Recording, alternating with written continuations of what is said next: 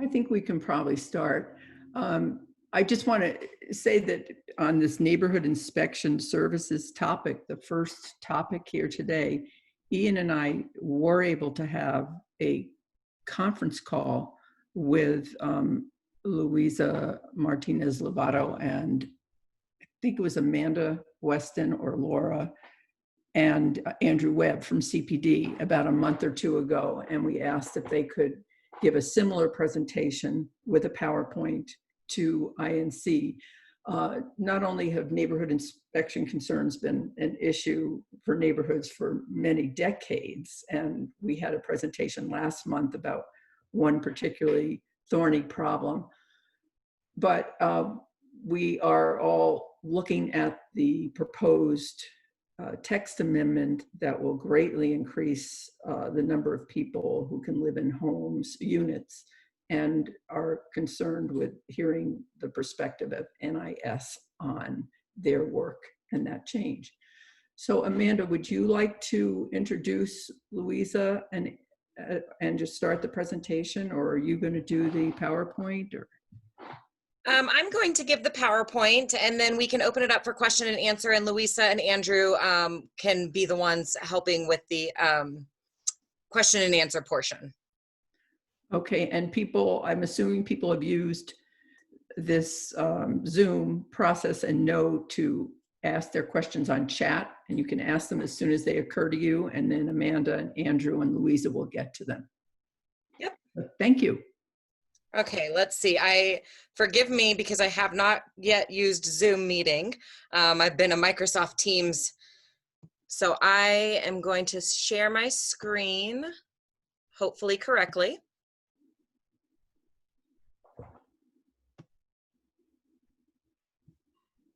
Okay, can everyone see this PowerPoint?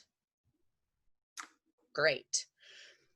So this is just going to be a high-level overview of our neighborhood zoning and neighborhood inspections team. So we have approximately 20 inspectors that are assigned to specific areas within the city of Denver. Their inspection hours are typically from 7 a.m. to 3:30 p.m. That's when they go out and they conduct the inspections from the complaints that are received or any proactive inspections. They do sometimes inspect on Saturdays if needed. That's typically after like a major snowstorm or something like that happens in Denver, then our inspectors will be out on Saturdays doing inspections.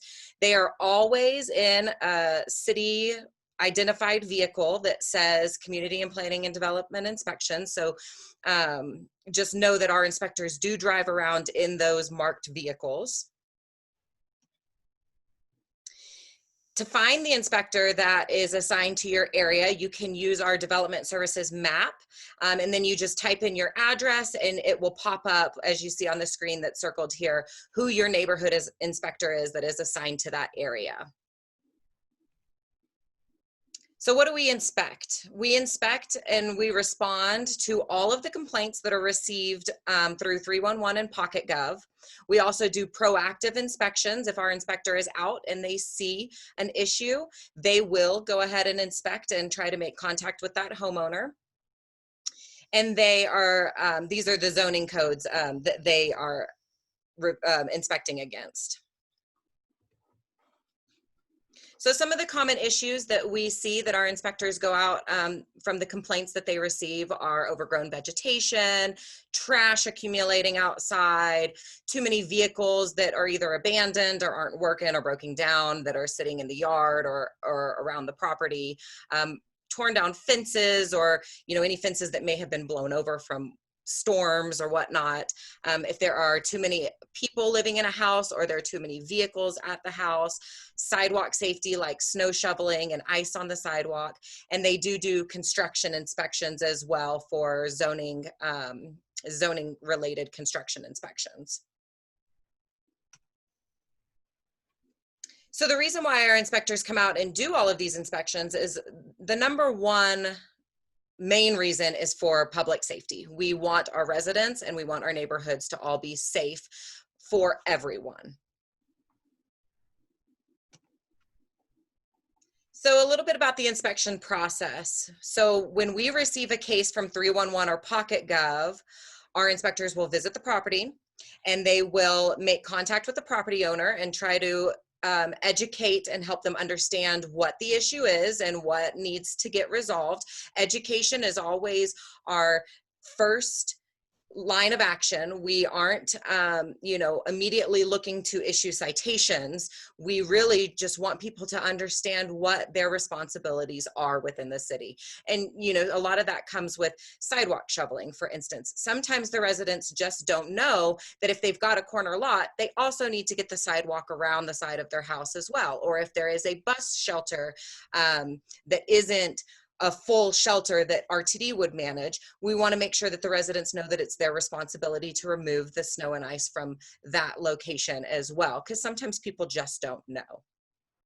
So after we have made contact with the property owner and we've kind of let them know what they need to do to resolve the issue, we give them 10 business days to resolve it. Then we go back and we do our recheck. Now, the 10 business days doesn't apply to snow. That is a 24-hour turnaround with residents because it is such a safety issue. So other than the snow related issues, they will go back within 10 business days and recheck to make sure that the issue has been resolved. And if not, they will let them know, okay, well, it's partially resolved, but some of the, you still need to maintain some of this other stuff here. And then as a very last resort, we'll issue a citation if the property owner is just not responding to what we are saying needs to be done. So what we cannot do, we do not ever access a private home. We can't enforce right-of-way issues like abandoned vehicles on the street. Those have to go through Public Works. That's Public Works purview. And we can't take sides in neighbor disputes or civil matters. Those are just the things that we cannot do. We are only there to enforce the codes and the rules and make sure that property owners are maintaining their properties according to those codes. So how do you find out the status of your case? You can use e-permits to see if permits were obtained so if you think a neighbor has built a shed or built a garage or a fence or what have you without permits, you can use e-permits to look it up by address and see whether or not that homeowner has issued permits out for a project. You can also call 311 and ask them to follow up on a case. And you can call the NIS inspector directly, which is Louisa. And just to find out more about zoning, neighborhood, and inspections, you visit www.denvergov.org/neighborhood inspections.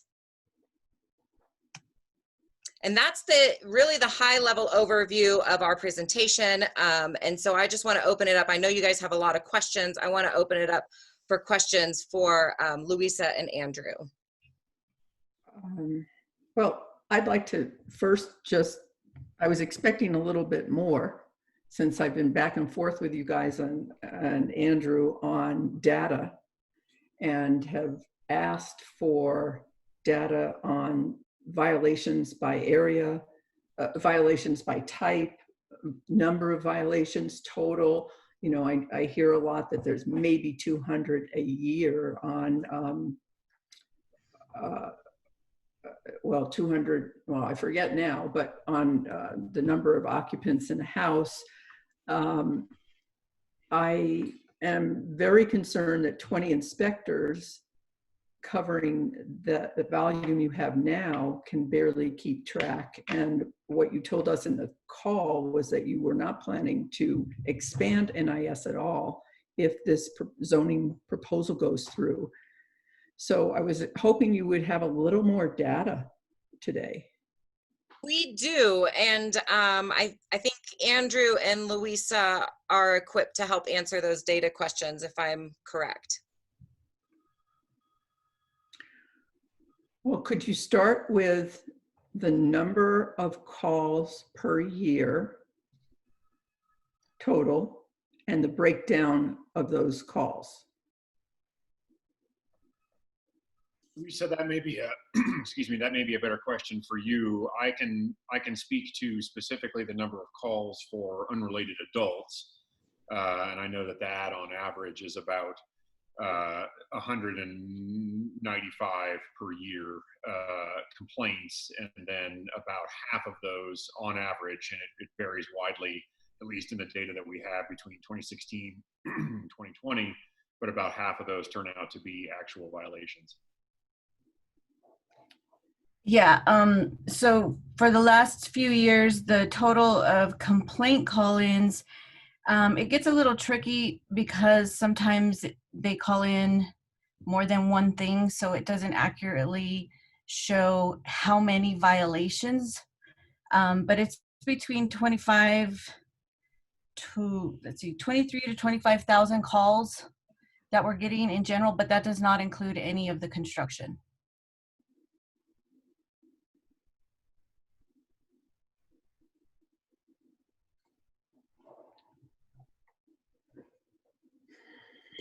I'm sorry, that doesn't include any what?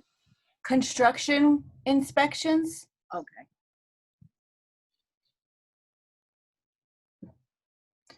Were you looking for a specific type of call that you would like numbers on?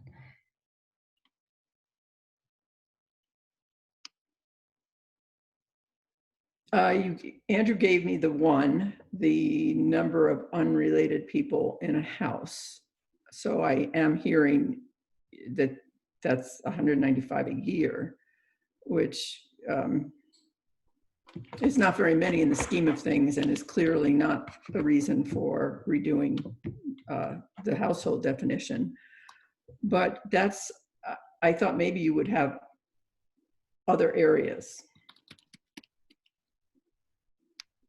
Just to give people a sense, how many of the calls are for broken down fences or weeds? How many of the calls are for cars that are on a property without pavement? That kind of thing. I have numbers for all of them, but there's like 50 of them.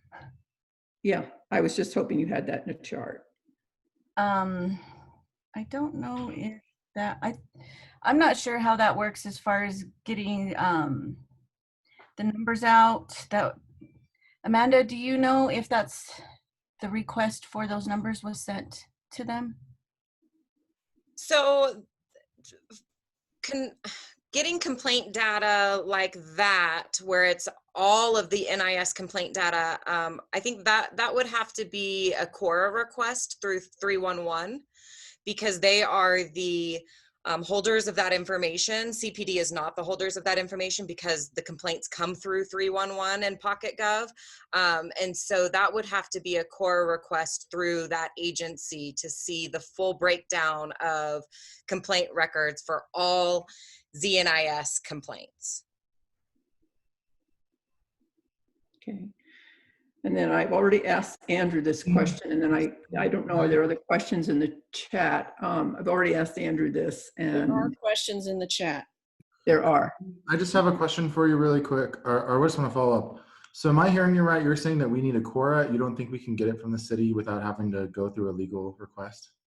Correct, because it is a pretty heavy lift, and they have to, there is sensitive information that has to be redacted. For instance, we can't release sensitive information like phone numbers or email address of the people making complaints. The complaint process is anonymous, and we recognize that and we respect that. And so therefore their agency would be responsible for making sure that none of that data is released when that information is requested. Thanks for that about the privacy, because that's really important to us. Thank you. Yes. I agree. And that's why we can't release that data, because they need to make sure that they are redacting all of that sensitive information. But you can release data in terms of numbers per types of complaints and mapping. So we do have wants the names. We do have some violation data that we are able to pull within our agency. And when you asked about the number of unrelated adult complaints, we actually put in a Cora request, but because we were interagency, they did not redact that sensitive information, which is why we can't release it. But that's how we made those maps. We did our own Cora request for that information. Okay, Unless anybody objects, I can go ahead and share my screen here. And we do have a breakdown of the percentage of sort of the top 5 or 6 call types that come in for residential uses. Is that all right if I pull that up? Yep, I just made you a co-host.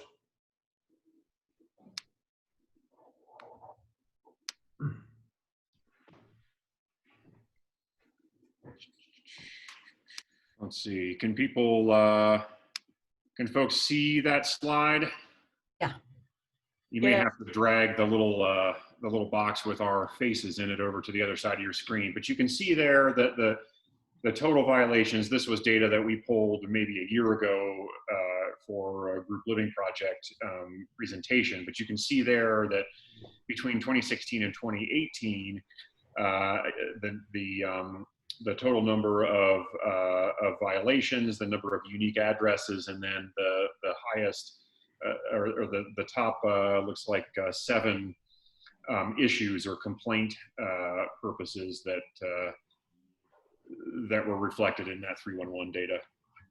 So you can see that weeds are the majority of calls, and then trash, outdoor storage. That obstruction of the right of way, we noted shrubbery there, but that actually includes snow as well.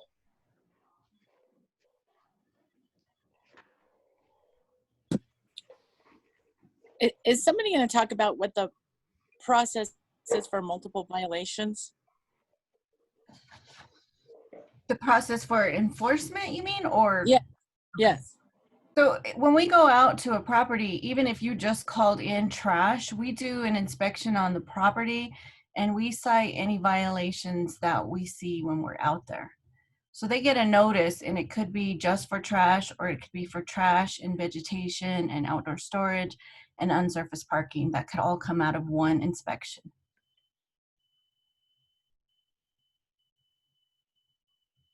Okay, let's go to the chat questions. What is the complaint follow-up procedure? So after the notice is given, it generally gives you 2 weeks.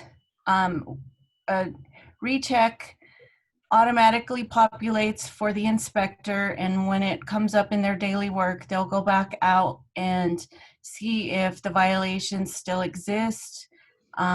If they do, they try to make contact with the owner to see what's going on, see how much time they need to finish. And then depending on what the situation is, they'll give them an extension of a week to finish up, or they'll write a second notice of violation, giving them 2 more weeks if they were unable to make contact. And the same thing happens. It automatically generates a recheck date after that notice expires or after that week extension, and they'll go follow up again to see what the property looks like.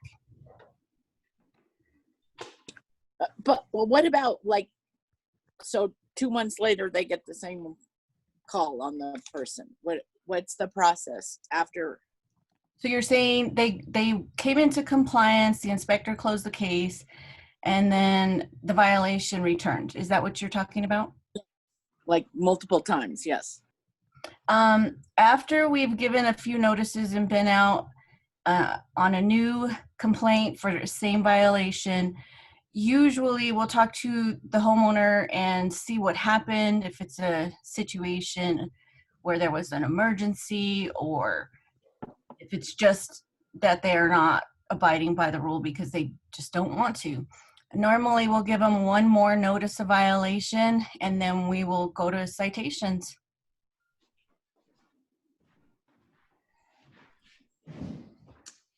And can the city do anything if there's multiple citations then?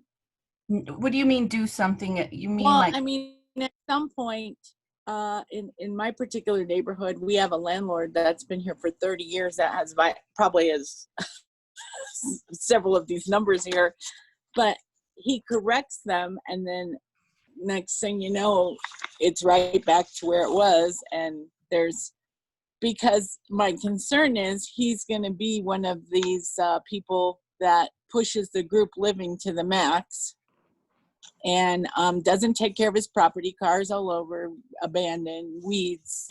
And we have, the people on the block have reported him numerous times. He was the president of the board of realtors for a while, and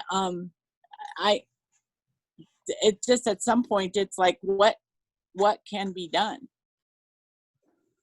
Well, zoning doesn't have like these super sharp teeth to physically make anybody do anything. The tools that we have are citations, or in some specific types of situations like vegetation, we can abate that violation.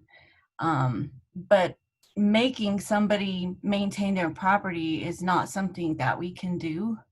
So we have to just keep going back out. You guys have to keep calling it in, and we keep writing the citations. That's a monetary thing that eventually will catch up to them. So hopefully with you calling it in continuously every year and us going out and citing them, we hope that would get some kind of change. And talking to them, we explain what the violations are to them, and the way to keep us off their back and keep us from bothering them is to just keep the property clean. Drive by there, hire a property manager that can go check on it once a month and make sure things look okay.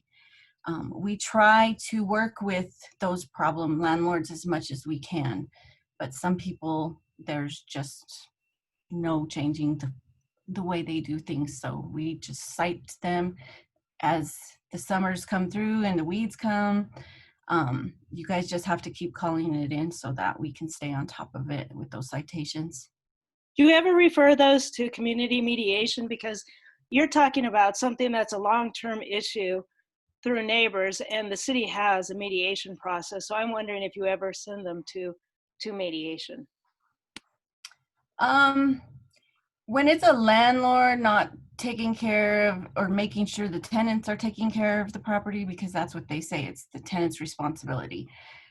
We have not necessarily sent something like that. We do send a lot of neighbor to neighbor type situations to mediation because they want to handle a specific thing that they can sit down with the mediator and create a plan on. The landlord thing, we generally have not sent that to mediation. Well, I've done it in other counties where I've done mediations for them because of the landlord not doing things. So I'm just saying it might be something that you might consider referring, because, you know, I mean, that would be a way for neighbors to have some kind of input in something that's an ongoing process that's an issue. Yeah, that's a good idea. Can I ask people who are asking questions to identify themselves? And that would be helpful. That was Loretta. Okay, thank you. Let's go back to some of the other questions. Adrian's questions, has this been answered?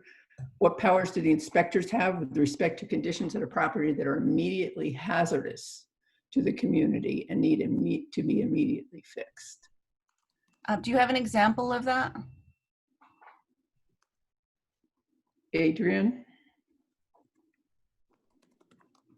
Yes, for example, a fallen power line on a property, or a wall that's about to collapse, not unheard of in Baker, that sort of thing.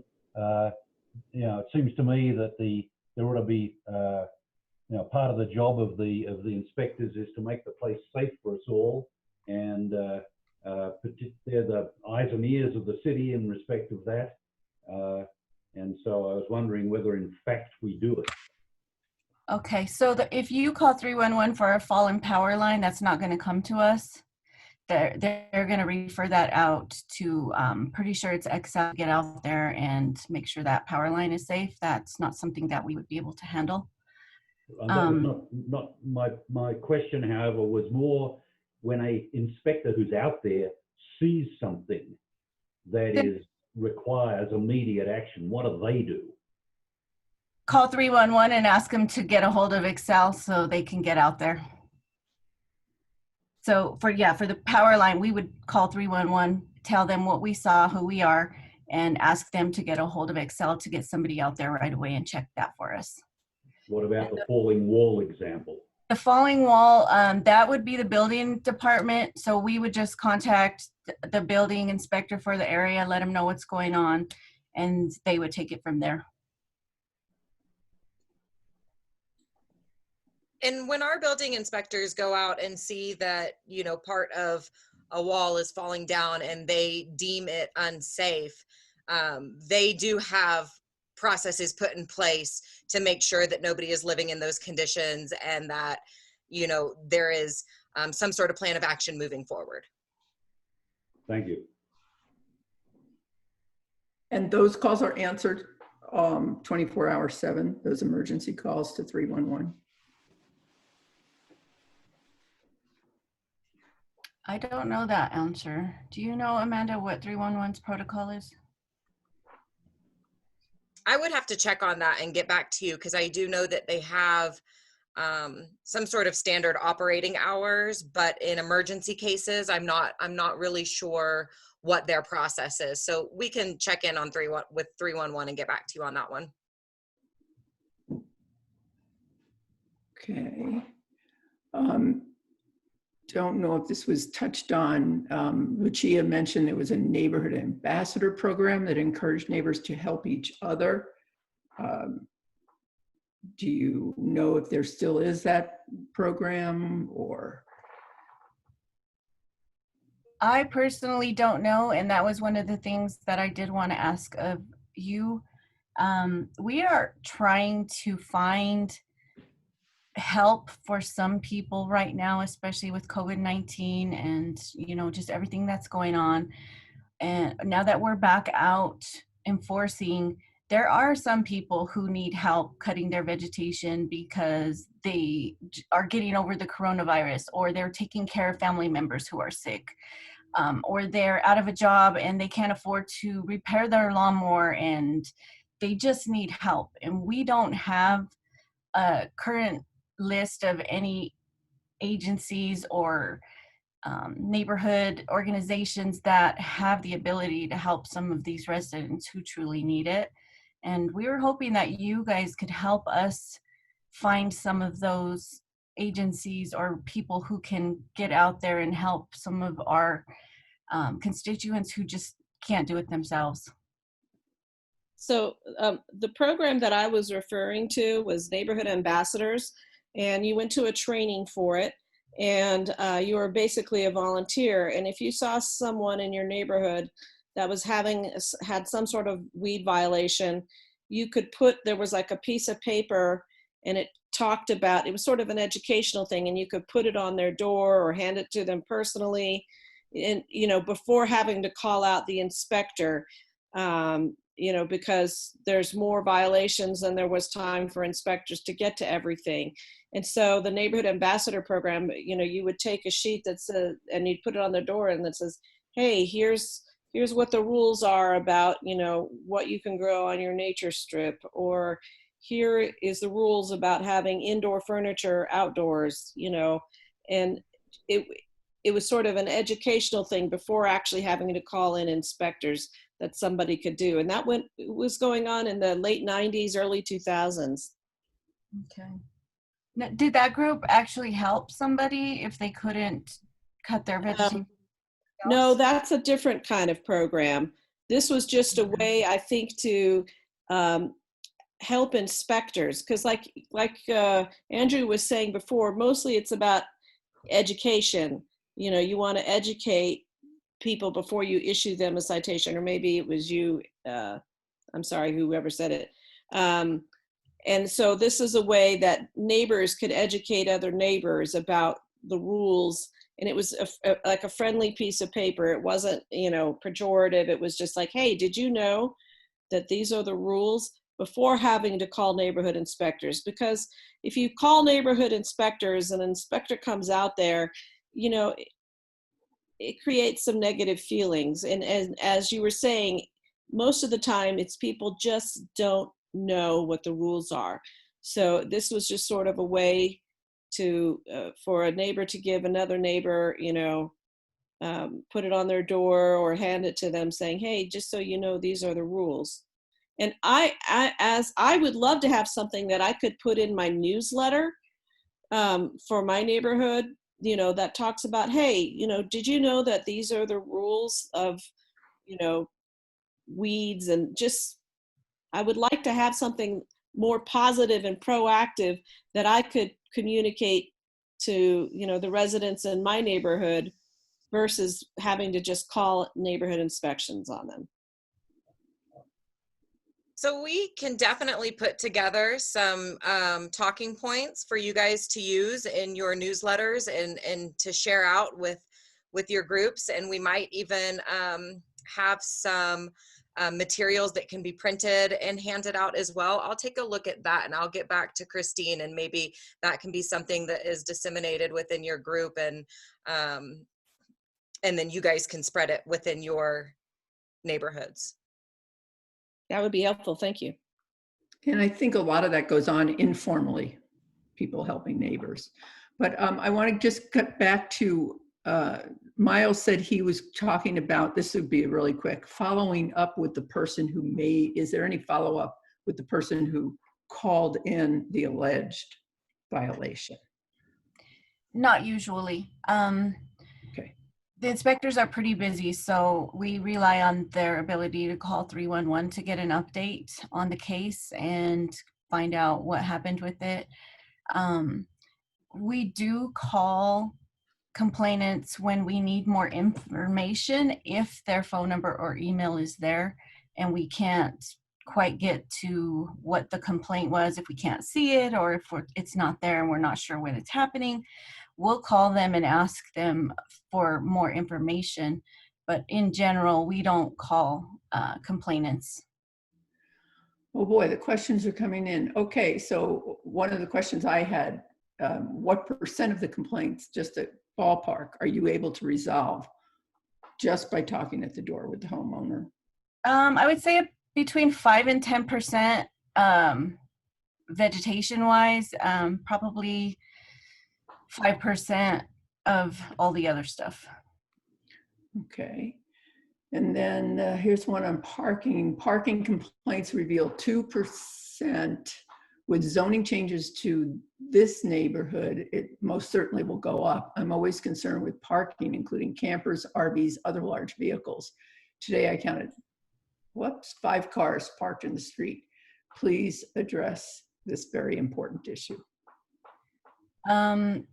So as far as the number of vehicles right now, when we go out, we check the vehicles that are on the property, or if they're a vehicle known to the property that's parked in the street, we can address it. But we don't know what vehicles belong to what house. So vehicles that are parked in the street, we generally don't even look at that because we do private property. As far as trailers, RVs, boat trailers in the street, that is going to be something for parking enforcement. We don't enforce the actual parking of anything in the street. Is that 311 or is that, who do you call for that? 311.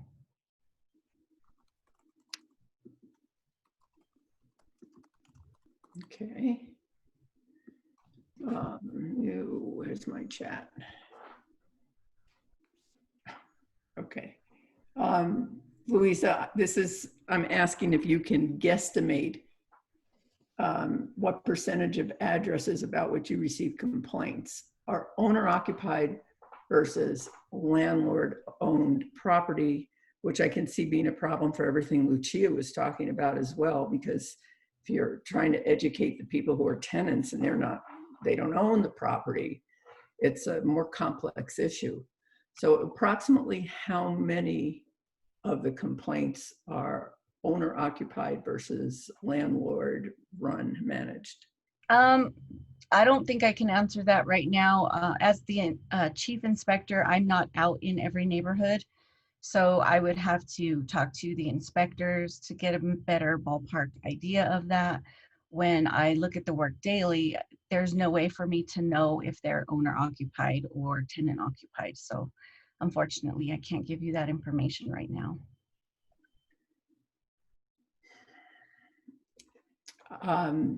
Okay, Ian, do you have a question? I do have a question. I have a couple questions. First, the question I have is, can anyone from CPD tell me what the total budget for NIS is in a year? I'm not part of the budget stuff, so I would not have those numbers. Okay. I was trying to find it in the CAFR this morning. It took the certified annual financial report. It took me a minute. And so I just want to make sure I understand this math right. So there were 184 complaints that were made last year. There's 184 active ones now, Andrew.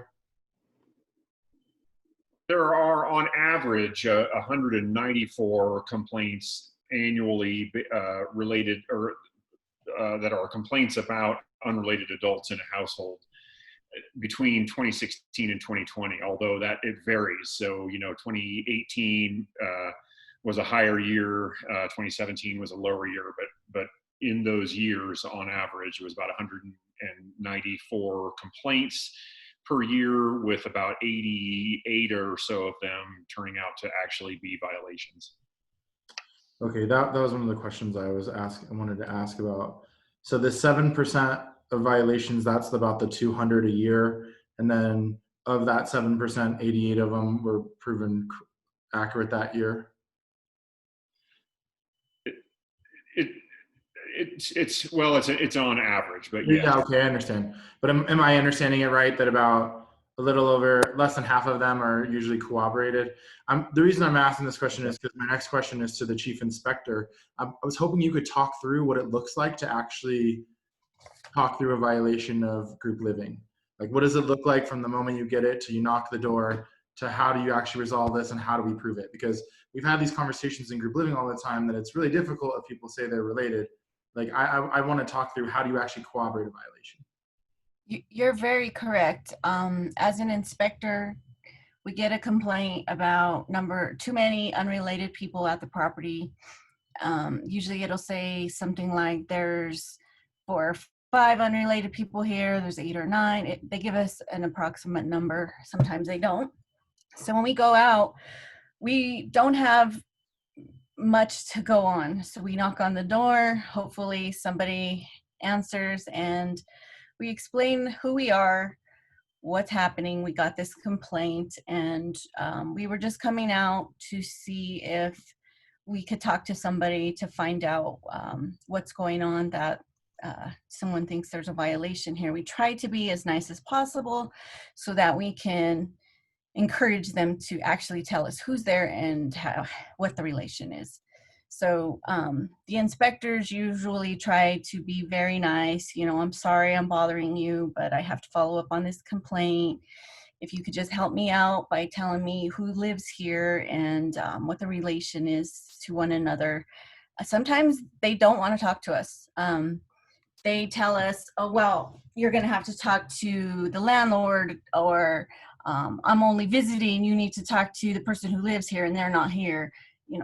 We get the runaround on a lot of stuff, but sometimes they'll say, oh yeah, it's me, my name is Cindy, and there's 3 other people that live here, and they'll give us their names.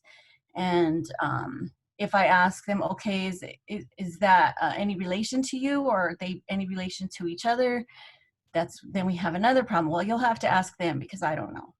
So then we have to come back and try to get in contact with the other people there. It's a very hard and time-consuming inspection to try to get an answer out of them. And once they know what's happening, if they know what the code is, that's when we get, yes, we're family, we're all related. And so we just document what we've been told, write down the names of the people we talked to and the names of the people they said that live there. And if it's said to be unrelated people, we explain what the code says and let them know that they do have a violation. Most of the time when we find out that they are unrelated, it is a tenant situation. So they tell us we need to contact the landlord immediately. So then we start that route, get a hold of the landlord, let them know what's happening. And at that point, once they are notified, usually verbally, we send out the notice of violation, and depending on what the leases are for the tenants in there, if it's close to the lease end date, we'll work with them so that the people that are there now can stay until the lease ends, and then they will correct the number. If it's a long time, like they just moved in and they have a 1 or 2 year lease, then that we have to try to work with a homeowner to get somebody out of there without putting them out of a home. It's a very delicate situation. It is a violation, but it is also a matter of somebody being homeless. So we have to be careful and help them deal with the situation in a way where the person who has to leave or people that have to leave are not put out on the street. So it's difficult. And then if they're going to, this is just one that I've ever had in my whole 15 years, where it is a true group living and they go apply for the permit and they're good, we're done. Ian, I dropped in a link to CPD's 2020 budget and have noted the pages that you can find that information on in the chat. Thank you. I'm taking a look at it now. But you're not asking for a bigger budget in the coming fiscal year? I have a second question actually, and this comes back to, does NIS through these violations, like what kind of cost recovery is to the cost compared to the cost of the program? Like, are we putting in millions of dollars as taxpayers and then are you recovering 5%? Do you maybe recover 10% through fines? I'm just curious about that. I don't get involved in the accounting part. That's a whole different department on its own. So I would not have those numbers at all. Amanda, did you guys look into any of that before this? I didn't think to even look into that. We did not pull any budget information. Okay, I might be interested in seeking that information for you because I'm just curious to see what, you know, what kind of revenue is recovered through this process. Yeah, would you mind just sending me an email with exactly what you're looking for so that I can get it out to our accounting department and see if that's something they can pull? Yeah, totally. Thank you.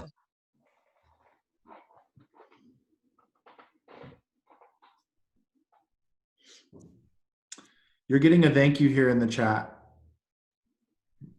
for all the work you're doing, especially your sensitivity to people and the risk of homelessness. Thank you.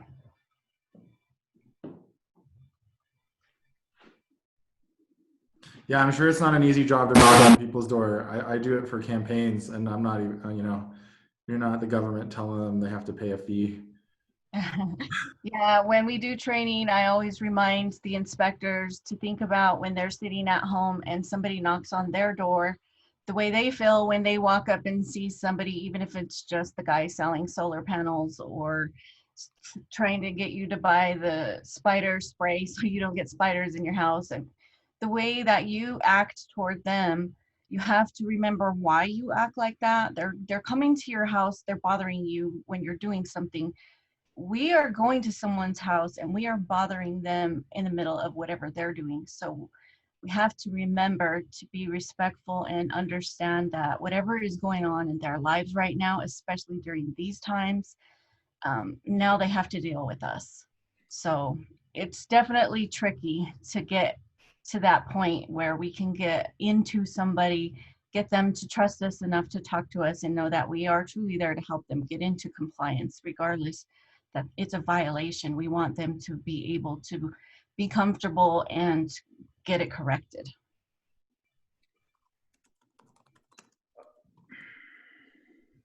Well, this is all useful. What I'm hearing is that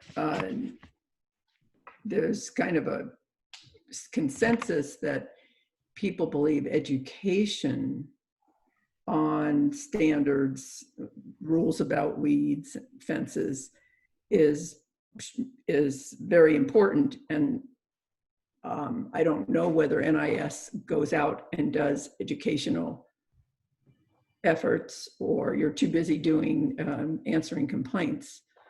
But you do agree that there's a need for neighborhood inspections? Who are you talking to? Louisa. Okay.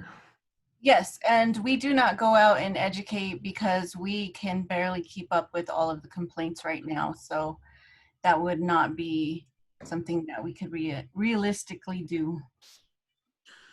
I To have be one. fair, the inspectors do educate when they're doing their proactive inspections Yes. because they are very they're not responding to a complaint. So that is, they are going out and educating in that respect when they're doing those proactive inspections. Yeah, and just a little more on that, how I said the 5% that get done. If we go out in somebody's home and we tell them what the code is and explain everything and they didn't know, and they get that complaint taken care of right then and there or by tomorrow or over the weekend, and we don't even need to write them a notice, that's helpful. And when we go out and talk to the guy who just moved in and let him know, and he tells his neighbor, hey, the NIS inspector came out and they didn't write me a notice, they gave me the weekend to cut my grass, that helps, because then the next person will cut their grass because we didn't give that guy a notice and they don't want to bring us back on their block.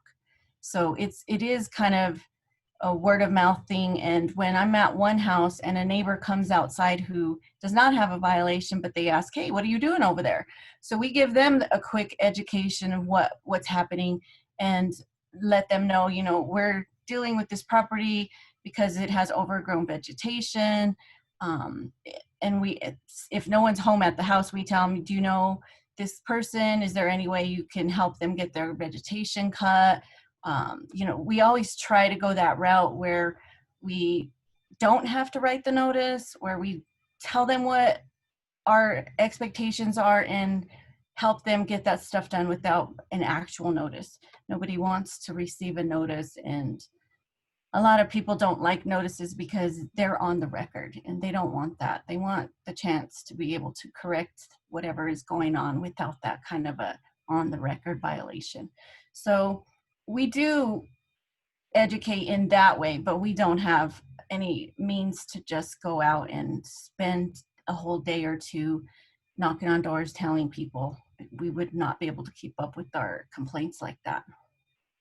I have one communication- last question, Christine. Oh, I didn't hear you. You can go ahead and finish. I have a question when you're done.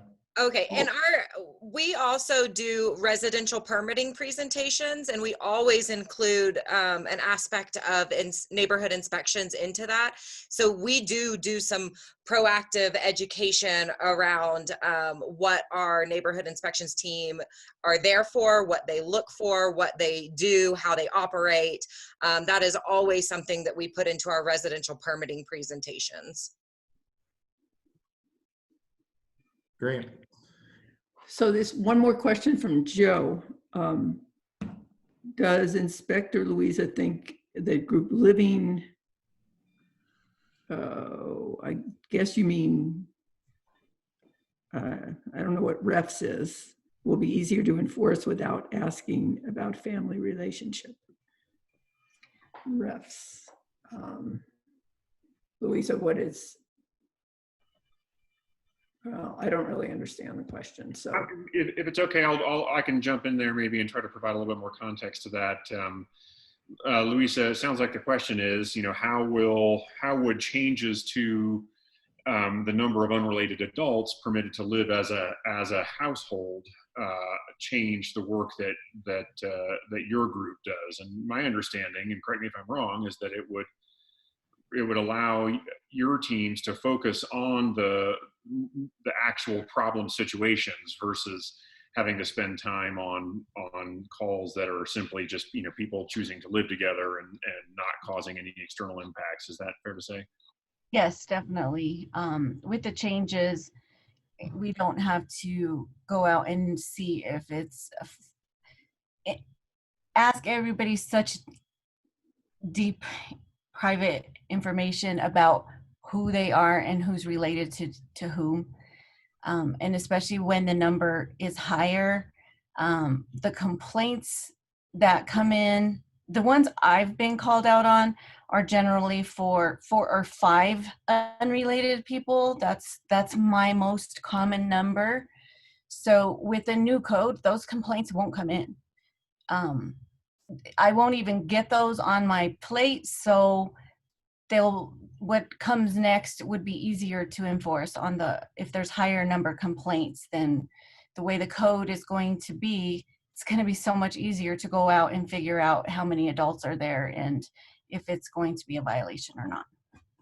You mean you won't have to go out on complaints about numbers? Not the numbers 4 or 5. Or 10 if it's 2,600 square feet. Right, that's correct. Or 40 because you can have extended family. So basically you're saying that unless there's external impacts that result from people living under the new definition, you expect to be doing less enforcement on that specific. It's only the external impacts like cars parked on the lawn and things like that you would get involved in. Yes. Christine, I have one last question. Okay.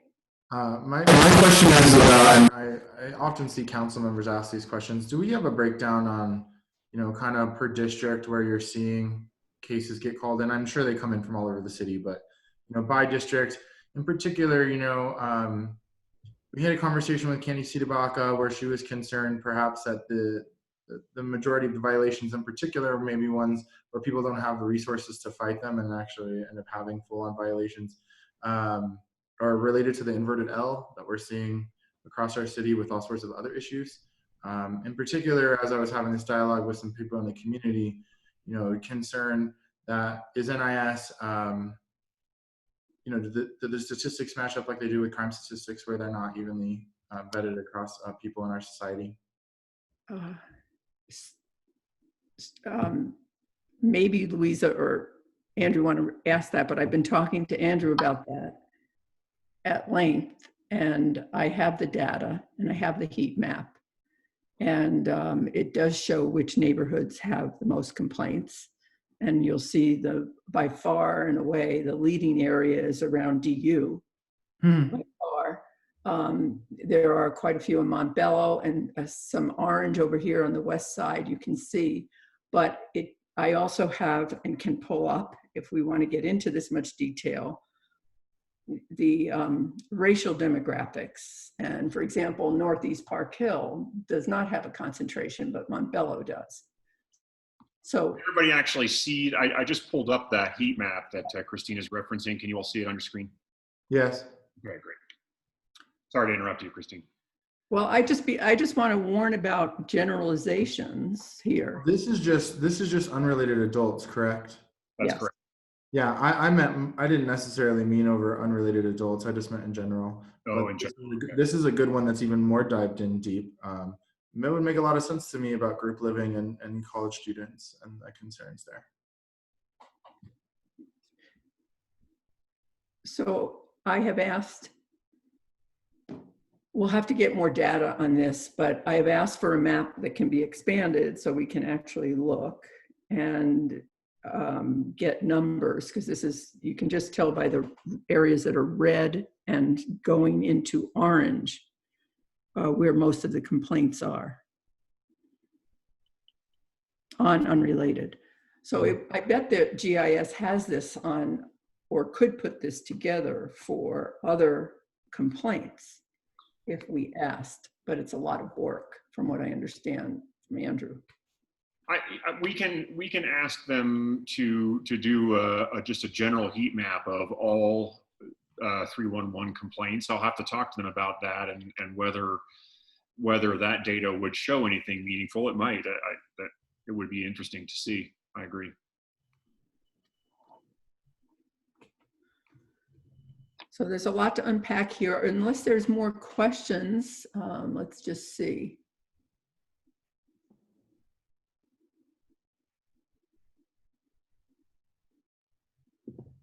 Okay, I think we're done. Thank you, all of you, for coming today. Sure. And it's Louisa again. I just wanted to let you guys know that if there are particular situations that you have a question on, I am very busy, but I will make time to answer your questions so that you know if there's something that we can do, or if you're just trying to figure something out, email me or call me. And I'm here to help you if you're not wanting to just call in a complaint. Okay, That's very generous and very helpful. Thank you. no problem. Thank you very much. Okay, so Andrew, we're going to move on to the next topic, but Andrew, before you leave, I was going to talk about the timeline, and there is no red line for group living. So if you could stay on for 1 minute, that would be helpful. I can give you a sort of an estimated timeline if you'd like to hear that. That would be great. Just a rough, when will it be filed? Hopefully not July 3rd on a holiday weekend. Nope. Will it go to council? So we will release a public review draft. We're expecting to release a public review draft in mid-July, aiming for July 17th. It'll just be published at that time, and it goes out for 30 days of public review that we do before a planning board hearing. So we'll release it in mid-July with a tentative plan for a planning board hearing in mid to late August. And so once the public review draft is actually published, all of the feedback and comments that we receive as of that date leading up to the planning board hearing will be provided verbatim to the planning board. And then we typically also will release another sort of final planning board draft right before the hearing to address any issues that are raised in the comments that we hear. 2 weeks before planning board. The public review draft is the official document that gets released before planning board, and R&Os get notified, that sort of thing. And then if we do updates to the draft prior to the actual planning board hearing, they'll be put on the project website as soon as we have them. But the notification requirement and the publication requirement is the publication requirement is technically 15 days before the planning board hearing, but we have had a practice from, I think INC actually made this request, that we put the public review draft out 30 days in advance rather than 15. That's great. That's what I needed. Okay. Thank you very much. Great. Well, thanks for having me this morning, and have a great weekend, everyone. Yes, thank you for having us. Yes, thank you. Bye. Bye. Thanks, very helpful. Okay, moving on. So we're coming into rough territory here because there are probably, I don't know how many people are in the room at the meeting, but there are probably as many views on the group living process and the group living ordinance as there are people here. So understanding that, and understanding that we have 3 people from INC who have participated on the group living committee, including Joel and Loretta. I don't see if Mike Henry is here.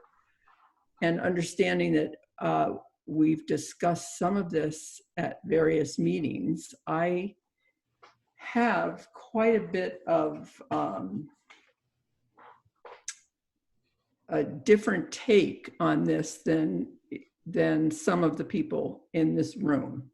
So I'm going to see if we can discuss it in a way that doesn't just get into anecdotes and heated arguments, but actually looks at whether this proposal is solid enough to move forward as it is, whether it might benefit from being debundled into sections that can be comprehended by the ordinary resident, whether it might benefit from outreach in each council district, which you probably know INC had suggested and asked for months ago, and whether it might be better linked to a concurrent change in licensing that creates a landlord registry.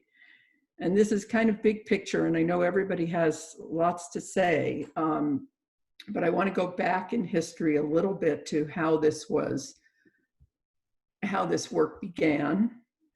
I know I'm going to talk more than probably people want to hear, but I don't usually get a chance. So this began way back in January of 2018 as a discussion within CPD, because the moratorium from 2008 on building community correction facility was coming to an end in May of 2018. And there was a desire to start looking at the regulations about community corrections at that time before the moratorium ended.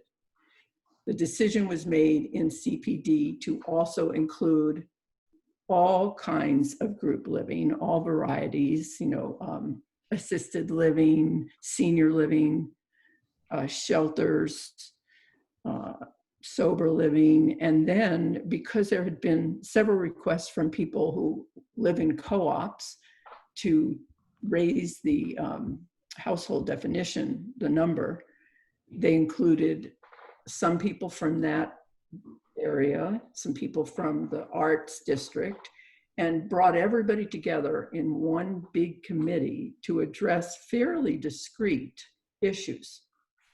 So that's how it started. And I just want to point out that they had a charter, and it recommended that all strategies being discussed and evaluated had to include careful evaluation of unintended consequences, which I don't think has occurred. It also required group feedback from all the affected populations. And I'm going to put up what the affected populations are. Here you go. Can you see that, Ian? No, you have to go to share screen in the center. I just made you a co-host. Okay. It should be in the bottom. Okay. Here we go. Okay. But I don't know if it can be read. But anyway, so the one question is, who is impacted by the citywide zoning change?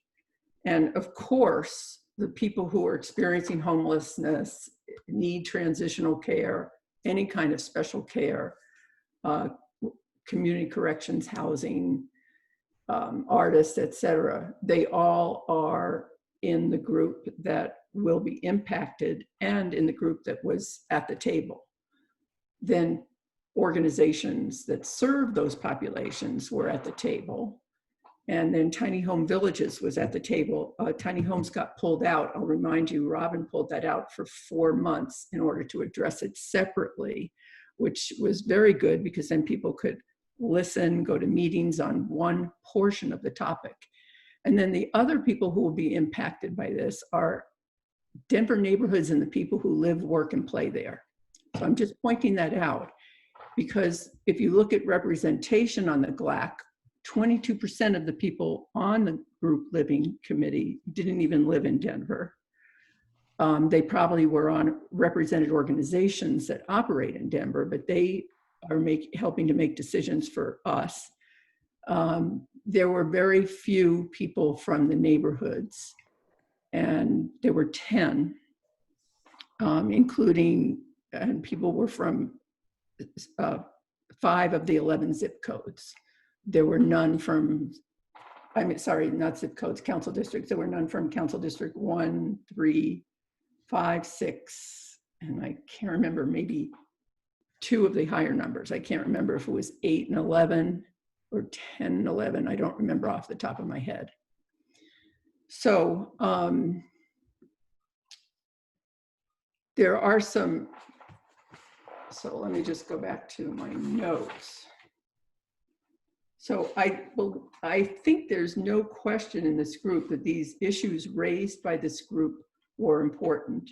The people who served on the group, except for the neighborhood people who were there as neighborhood representatives, most of them had expertise in one of these areas. So they were able to say, like, the code doesn't work anymore for shelters because we can't have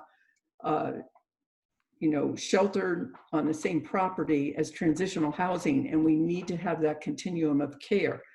the numbers of issues raised were tremendous. There was a 30-page problem statement. Most people who were on the committee worked very hard in their committees to work on their issue, but the attendance at the larger group living meetings where votes were taken on this proposal ranged from the first meeting, which had 68%, to the remainder meetings, which were as low as 28%, with maybe 17 people voting. So 17 people representing a decision or approval of a CPD recommendation is how they came to call it at the end, a straw poll. But that's a very small portion of the group living committee. Several people just stopped coming. And it's also a very small portion of the larger city that's going to be impacted. So in terms of unintended consequences, you know, I'm very aware that the group living is relying on consistency with the new comp plan and blueprint. But I was involved in Blueprint, and I'm sure probably everybody in this meeting was involved in Blueprint. And I remember hearing quite a bit about housing affordability, missing middle housing, lower AMI rates included in affordable living, and quite a bit of interest in preserving housing stock. And all I'm trying to point out is I don't think that this committee, we asked the question, Ian and I asked this one, that CPD carefully evaluated the impact this is going to have on housing stock. When you already have a city that 50% of the single family housing or something close to that is owner occupied, and the rest is owned by landlords or REITs, real estate investment trust, and is basically investor driven. Are we encouraging more of that? And they did not examine that at all. They may have touched on it, but they didn't look into it or do a study or ask other cities about the impact on the investor market. And I think that's pretty important.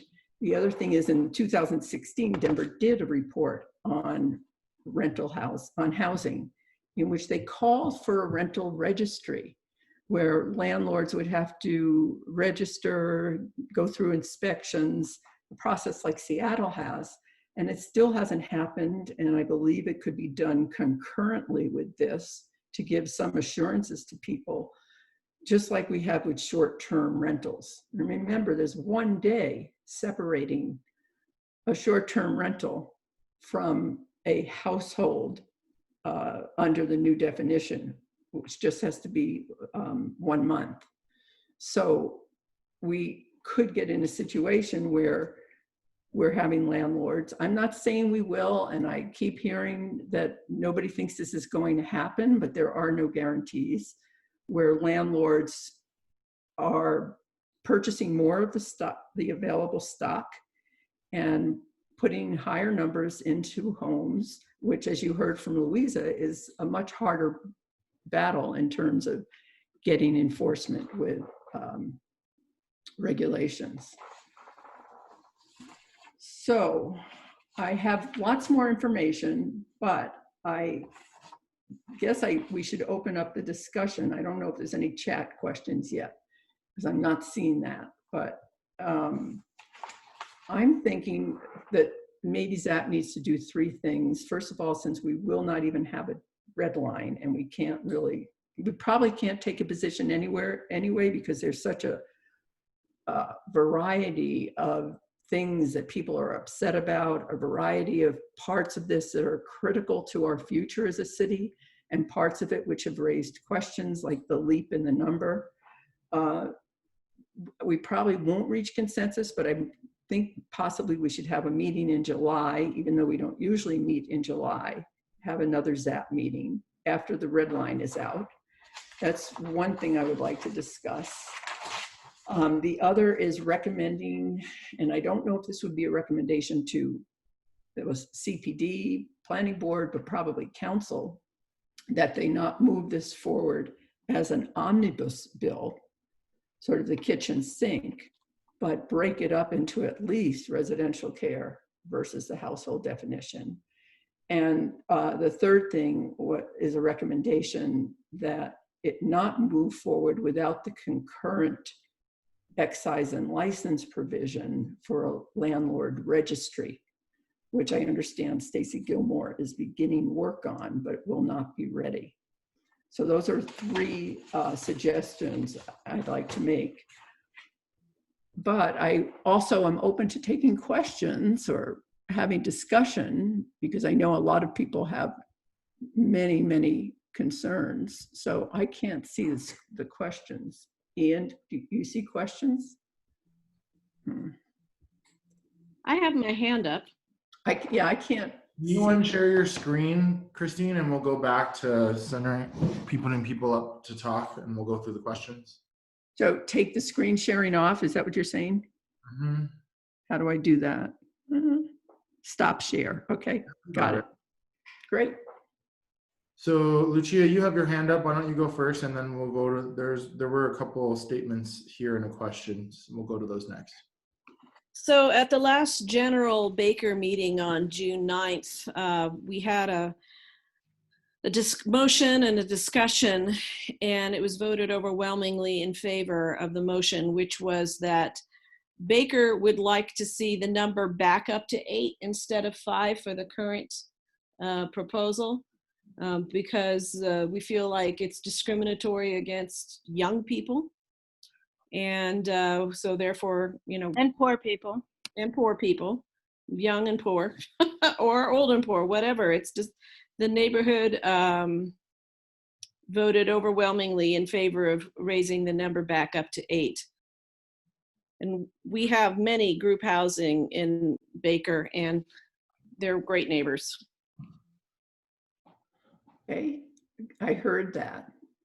And just for people who are new to this, I haven't looked at who's here, but people who are new to this, the definition was proposed initially, and this is what Lucia is referring to, that 8 unrelated people could be in any household up to 1,600 square feet.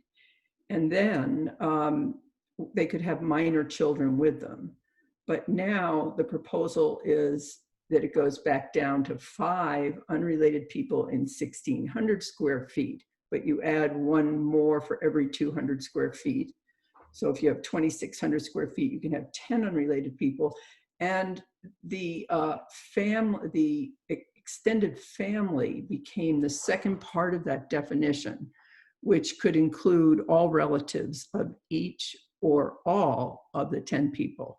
Now, obviously, or 5 people, obviously that's not practical. We all know that, but it opens the door to combinations which could be fairly large. But Lucia, you registered that. Thank you for sharing that.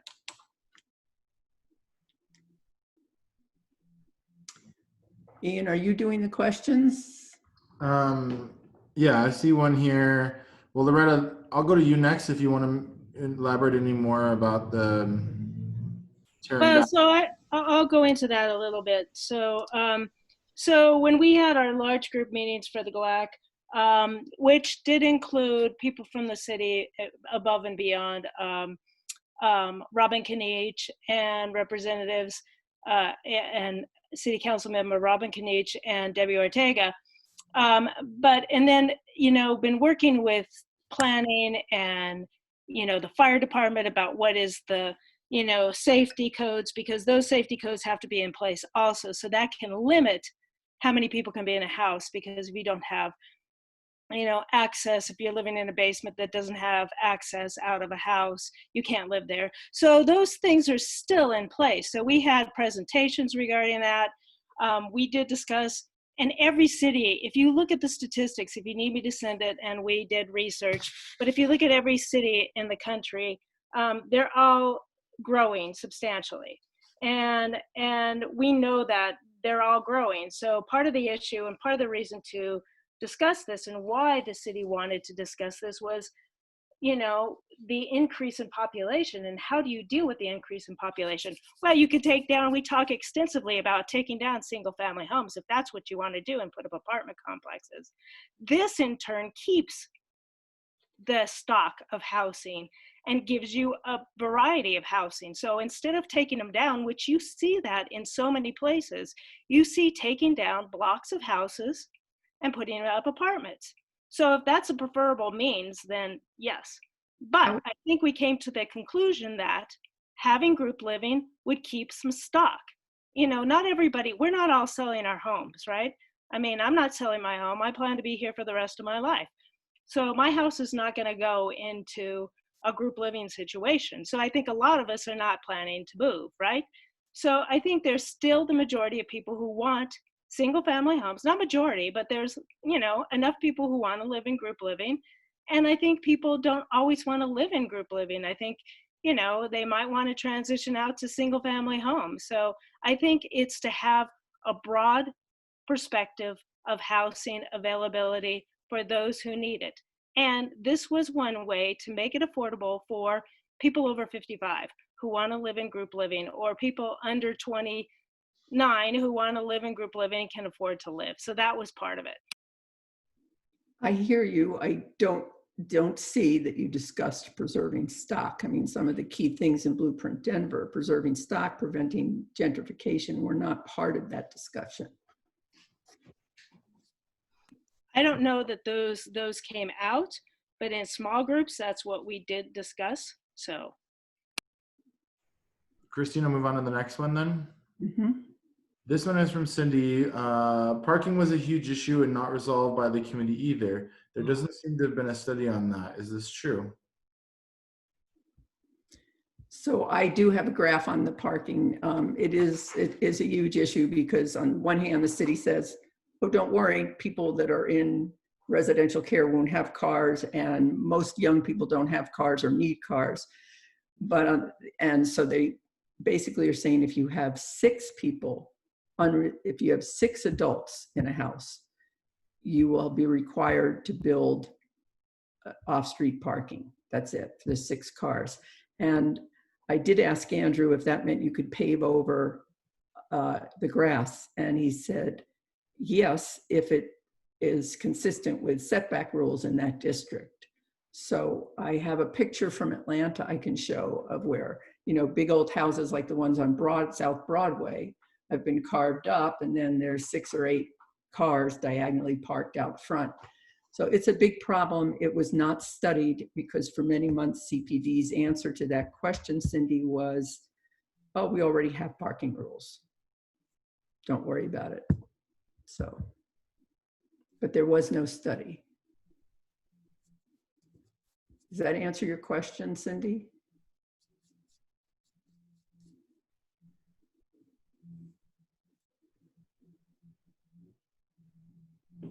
Okay, we'll go to the next one then.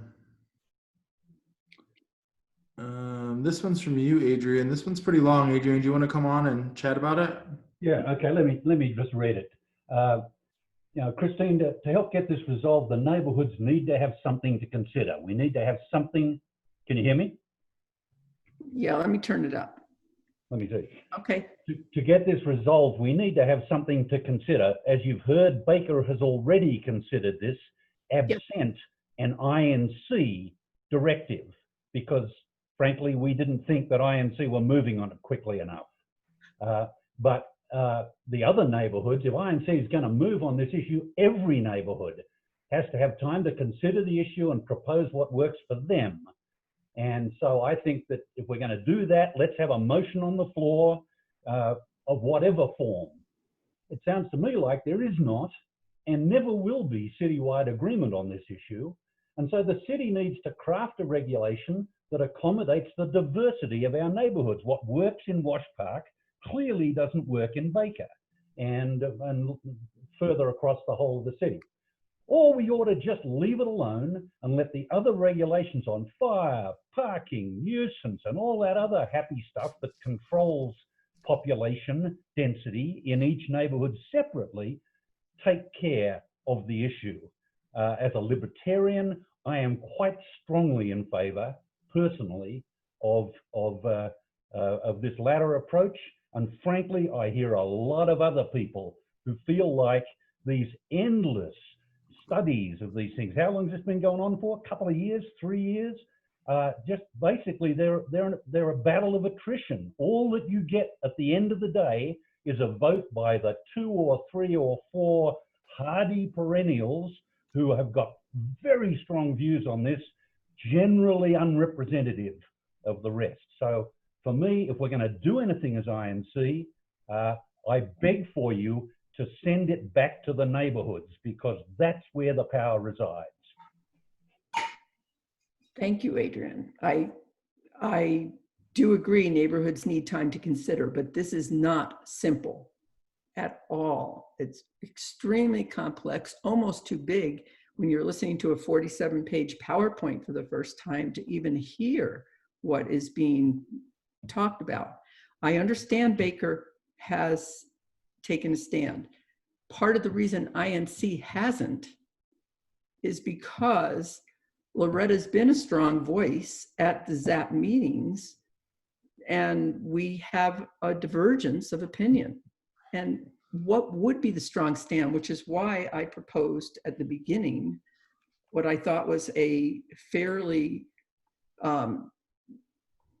neutral letter for INC to write at this point, since we don't have a red line and we can't vote it up or down, that recognizes the process has been far from satisfactory. Even Robin Kanish is now saying that they didn't do outreach to all communities, people of color.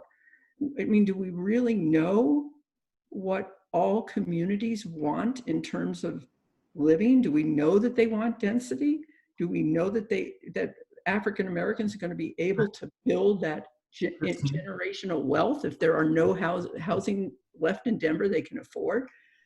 I mean, it's very complicated. So I agree we need time to consider. Christine? I have to respond though, because I'm not the only one. So I don't want you to say it's only me, because Michael Henry is very adamantly for this. Joel Noble is also for this. So it's not just me, and those of us participating, we're in agreement. So Christine, this is Ian. I just want to point out, when you make these questions about what does the community want and where is this coming from, we know this comes from Blueprint. And I know that there were flaws with Blueprint, and we tried to hold it up over some of the same issues, but some of this is in there. Certainly. Some of what is in there. There's one mention of group living, no mention of shelters, correctional facilities, things like that. There was a time during Blueprint this could have been discussed in the community, but it was pulled out into a small committee. It wasn't part of Blueprint's survey. It wasn't part of Blueprint's data. You're wrong, Ian. Let's go on with see what other people. I want to come back, Christine, though, to what you're talking about, which is about the outreach to people of color and just their outreach in general, which was poor and not tracked. They weren't able to actually tell us how many groups that they reached out to, whether they had a list of it, whether any of the members did. Part of the reason I fought to hold up Blueprint a year ago was that very reason, as your representative, that I didn't feel like they were doing enough, and it delayed it 4 months. What I'm seeing here, and I've had a long conversation with Robin Kanish, is at what point do you say, sorry, we'll get it right next time? And they keep going on with these processes of people aren't being included. In particular, because we heard so much in the conversation come up about District 11 in Montbello, and if they didn't have a representative, as you were, that's not good. So this is Joe NT. Oh, sorry. Go ahead, Christine. Well, Ian, you're running this part. You're moderating who talks and get the questions. Oh, okay. Well, the next one is from Cindy. What are the safeguards for people's living in environments when you increase requirements for the leaseholder, property owner? Sorry, I gotta make this bigger. Cindy, do you wanna talk? You just want me to read this?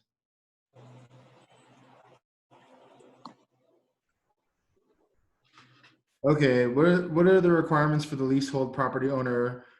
Does the leaseholder and property owners have with responsibility here? Seattle does inspections intermittently We used to have inspections for the fire department here. What's in place now? We've been asking for a one-pager that walks through these kind of safety questions, the zoning, NIS.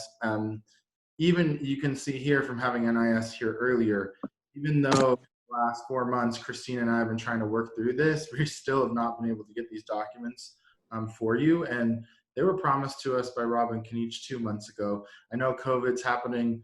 We have to be reasonable for that, but a lot of these, you're not the only one asking these questions. These keep coming up to the people who are talking to me and Christine, and I'm going to reemphasize how important it is that we get these one-pagers. The next one is Jean Granville. Do you want to speak, or do you want me just to read it? I can speak just a little bit, if that's okay. I'm just concerned. I sit on the West Area Plan, and we've done this big West Denver Renaissance study. We've lost over 5,900 below 30% units. So that doesn't even deal with, increased density, which we know is going to happen because of the need for more housing. But I understand that there's all kinds of plans, but the biggest need is for 3-bedroom houses. And I mean, not houses, but 3-bedroom units. And nobody wants to build that. Nobody wants. Single and 3-bedroom units are the single biggest needs. There's lots of 2 bedrooms, but 1 bedroom because we have a lot of, seniors and an aging population, but the 3-bedroom. And so while that might fall under missing middle, it's not even necessarily missing middle if you are in the lower income areas. But that's one of the biggest needs. And we are really, really challenged by it. Even with in Sun Valley neighborhood, where we have a choice neighborhood grant, there are only so many units that can be built. And an adult with 2 children is not a huge family. That's a somewhat typical family. And so I'm just concerned, not so much about changing the rules, it's just getting the housing stock that really built that's going to be needed. And my only concern about changing, to allow these single family homes with 3 bedrooms that exist is right now, if there's multiple adults that can, technically not be living in those houses, it keeps the rent down, because the idea is that it might only be 1 or 2 wage earners. But as soon as you start being able to do a bit of an in-run, where you're really renting by the bedroom, whether you are or not, I think that it just can hold rents at a higher rate, that it makes it harder for a family, with children that don't want to have all of their,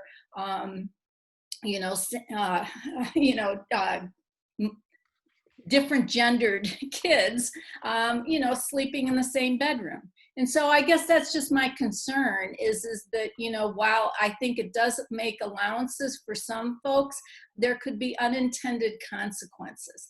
And that's what I'm always concerned about, is what becomes the unintended consequences, not not the outcomes that we're really looking for, that I think I certainly agree with, but just preventing unintended consequences then that we can't, that kind of get beyond our control, and then we're trying to scramble to catch up with it and regulate and find some solutions. Thanks. Okay. Miles put in here a conversation about Blueprint and its connection here. Miles, you want to talk?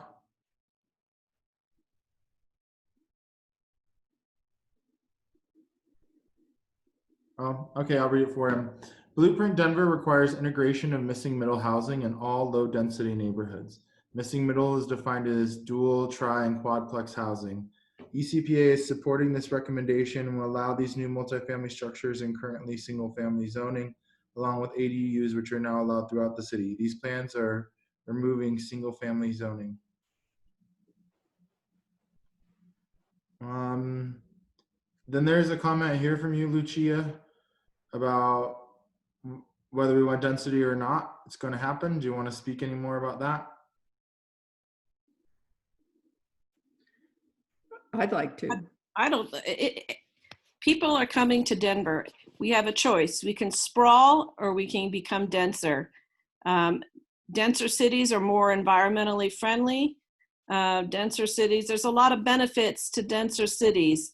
You know, we don't have to live our lives around having a car in a denser city, which it's coming whether you want it or not.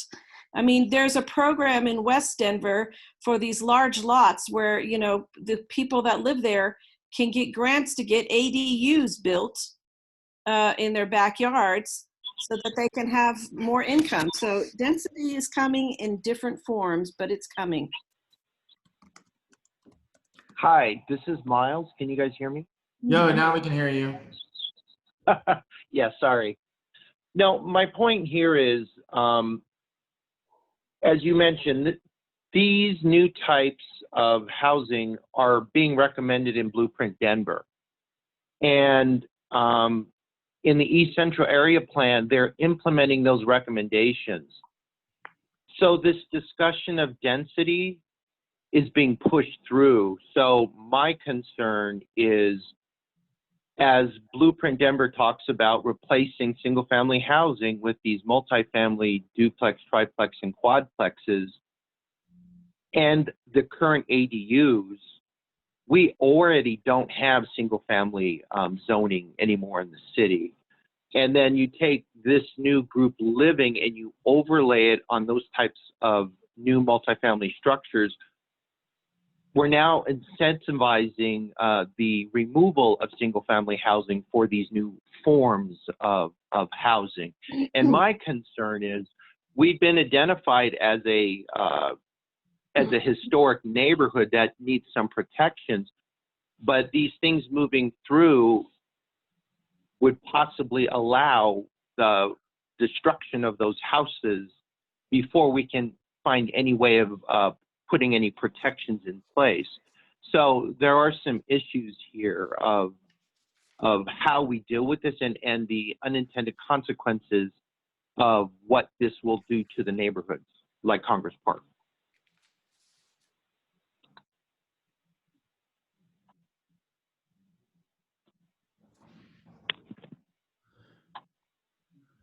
Okay, I see Joe, you wanted a chance to speak?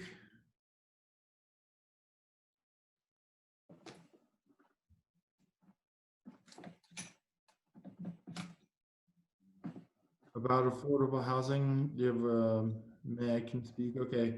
I don't see any other questions in the queue then.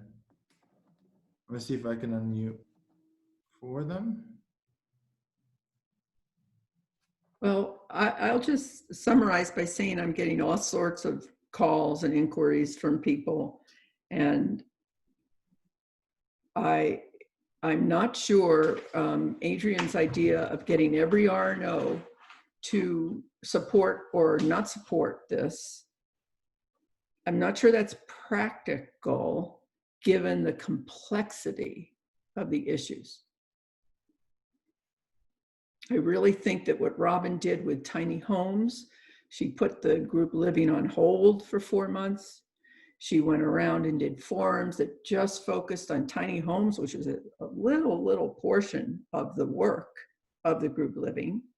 How many are there in the village?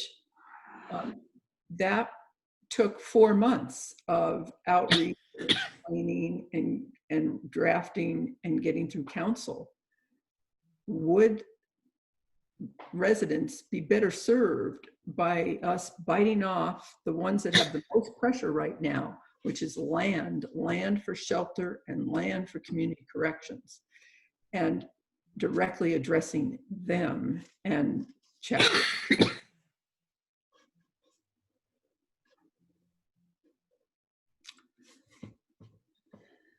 This is Joe.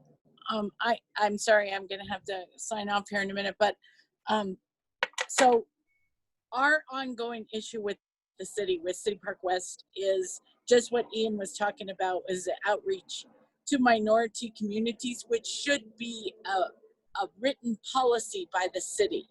If you are not on Facebook or Nextdoor, you don't get the information. For the ECAP, particularly there is a block of Lafayette that is all older Black families, now predominantly just women, but that doesn't, I mean, they've been in the neighborhood for 60, some 75 years, that had no idea any of this was going on.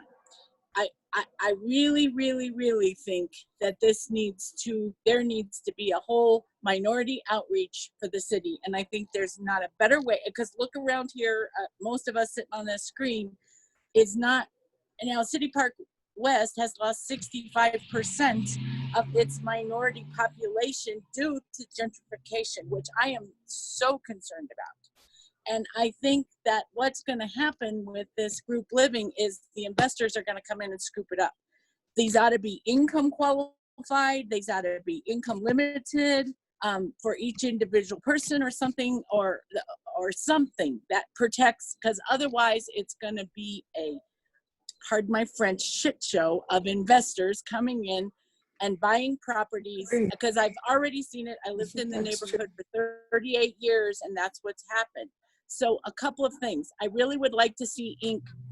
try to present some proposals to the city of a required minority outreach policy for any of these gigantic group living, the planning, whatever. We've threatened to file a civil rights lawsuit against them, and that's what got the ECAP extended, because and now they have given us this rhetoric, well, here's what we did, and none of it.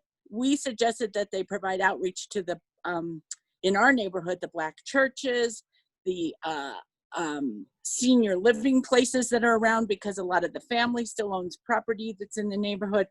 They did none of that. So I get all this conversation about group living, and I can give you my 2 cents worth on it, but I'm concerned there's not going to be affordable housing, and I'm concerned we are leaving out a vital part of our population, and now is a great time for us to communicate that to the city. Because when ECAP goes forward, we plan on showing up in mass at a demonstration at the city for just this reason. Done, sorry. Right on, Joe. Thank you, thank you. I think one of the issues about affordable housing, and that's been a discussion pretty frequently, and you have all these apartments, the houses are being torn down, you know, so much in the city. And so that's a concern. I think we all have that same concern. Now, the thing is that developers are buying it up. They are not putting in any low-income housing. We're not getting low-income housing.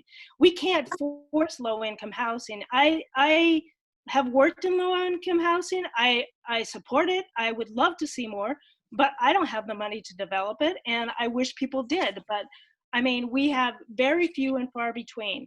The city is not developing anymore.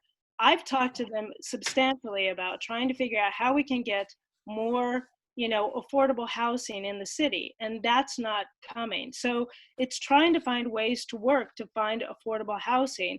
The cost of property is incredibly expensive, so it's not like the city's going to go out and buy more property and build something. So I don't know that they're doing that.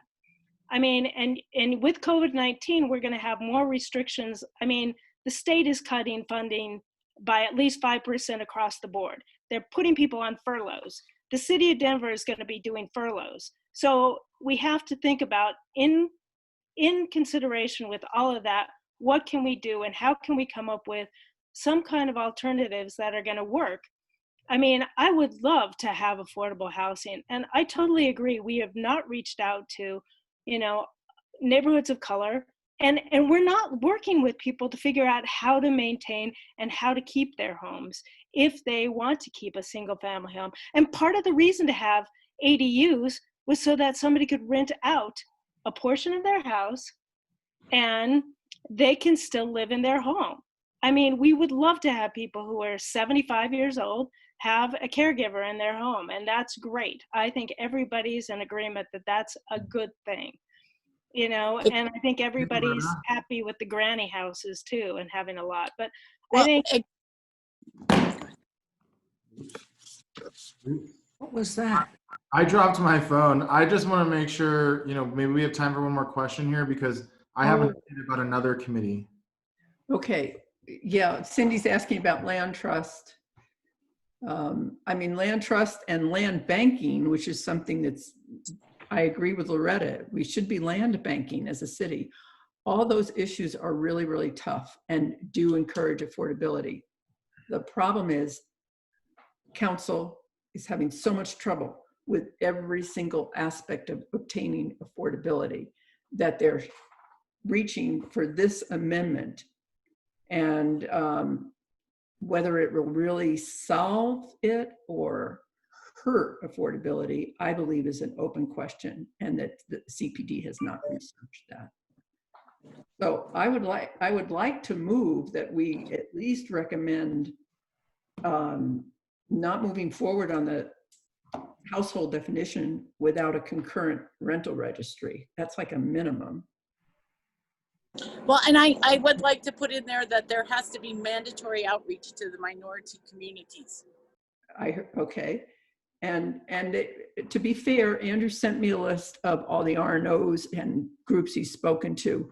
And he is doing virtual meetings if you approach him. Yeah, but these are not people in my neighborhood. These are not people who are going to log on to a virtual meeting. Most of them might not even have a phone.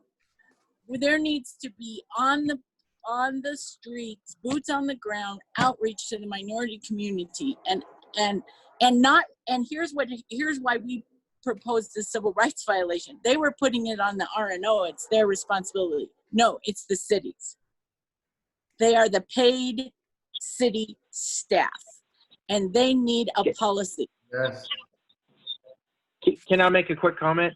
I would have to say, going back and looking at Blueprint, looking at ECAP, there is something wrong with this process. There are some fundamental flaws with the planning process, and we need to get to the root of the cause. And I don't know if the planning process needs oversight with the neighborhoods, but how they're doing this is fundamentally flawed, and these things just roll through, and they are not doing the outreach. It seems like there is no requirement to do outreach. So it just needs to change. This seems fundamentally unfair to a lot of the residents who aren't paying attention, and it just needs to be rethought, I think. Well, and one of the things I agree with you, but one of the things I think the outreach hasn't gone to is renters. And so I don't think it should only be to homeowners or owners of condos. I think you need to go out and do outreach to renters, because 50% of the city is renters. So if you're going to go do outreach, that's who else you have to go to. Yes. And I agree with you, Loretta. I think it's a scenario of, as far as I'm concerned, if you present it to the people that it's going to affect and they vote for it, so be it. But you've got to do the outreach. You've got to touch those people so they know what's happening and what's being proposed. A lot of people, it's so complex, people don't even want to touch on this, or they've been steamrolled in the past, so they don't trust CPD. They think, oh, the city's going to do whatever it wants, so it doesn't really matter.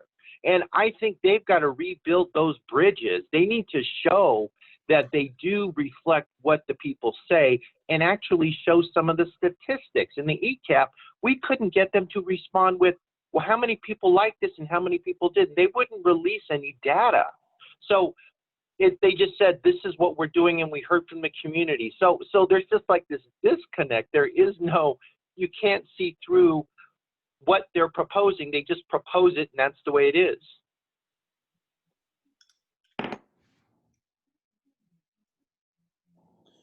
So this is tricky. I don't know if we can do a motion on here, but I'm hearing. Oh. So, Ian? Christina, I'll take the notes. If you have a second, and we can get an actually written what you're trying to move. And I second it. What is it? Is that Gertie? Thanks, Gertie. What's the actual motion? Can we hear the motion? Yeah. I actually had several things.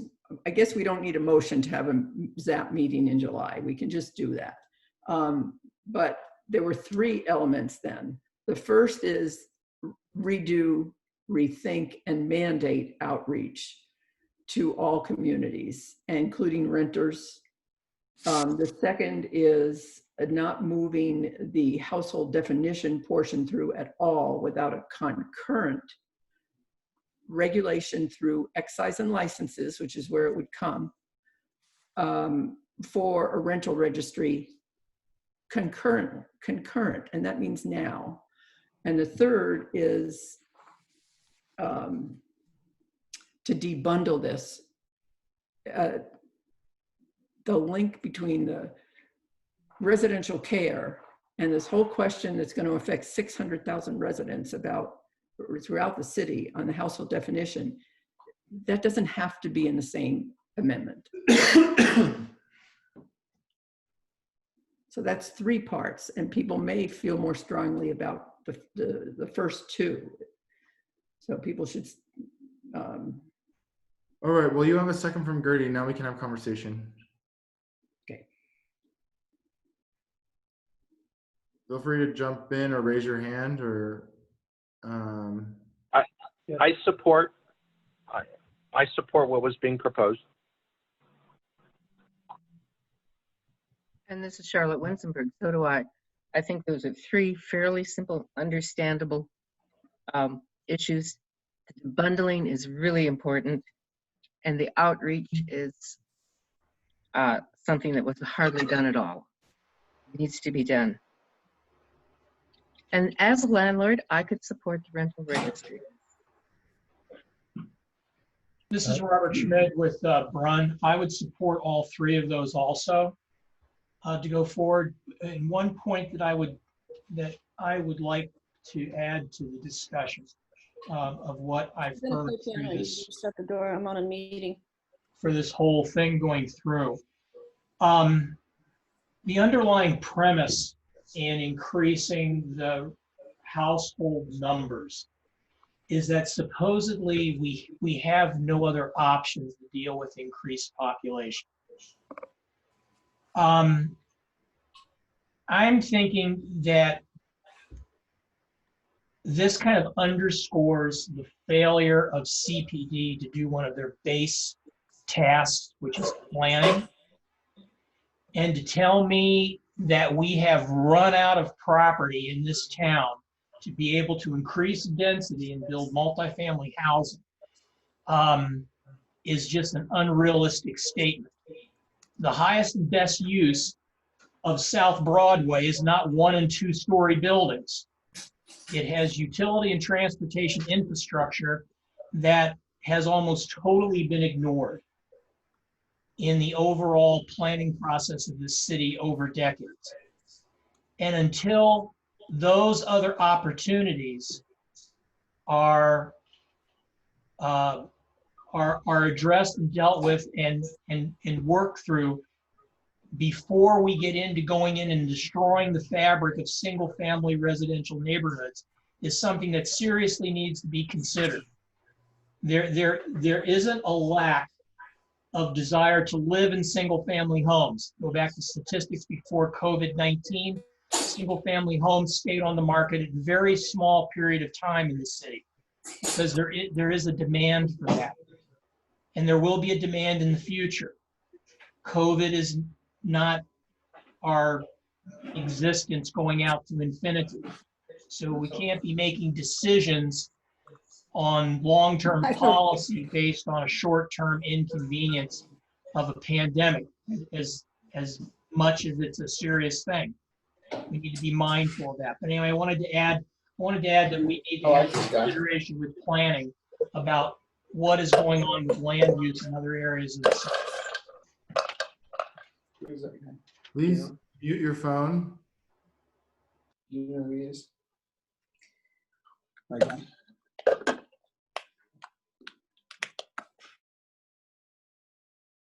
Just unmute yourself again. I muted everybody. This is Adrian Brown. I just want to jump in on the first of these three items to say that we have a 25-year record of trying to get inclusive outreach in a small area like Baker. And we, like the city on this matter, have tried enormously hard to get that outreach by every means we can think of and have been unsuccessful for the most part. And so we are stuck with having to make decisions based on what we think the rest of the community are going to do, and we've gone ahead and done that, and the results speak for themselves, good and bad. But I think that to make forward progress on this issue contingent on demonstration of successful outreach to minority and other communities, underserved communities, is to doom this effort. It's just not going to happen. The history says it's not going to happen. And so we need to have a process which gets the results that we all want, or doesn't, but at least does something, absent that demonstration of complete outreach and successful outreach to minority communities. Ain't gonna happen, folks.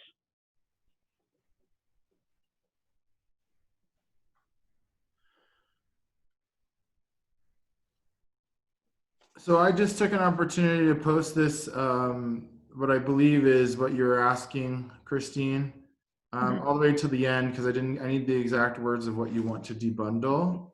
Right this second.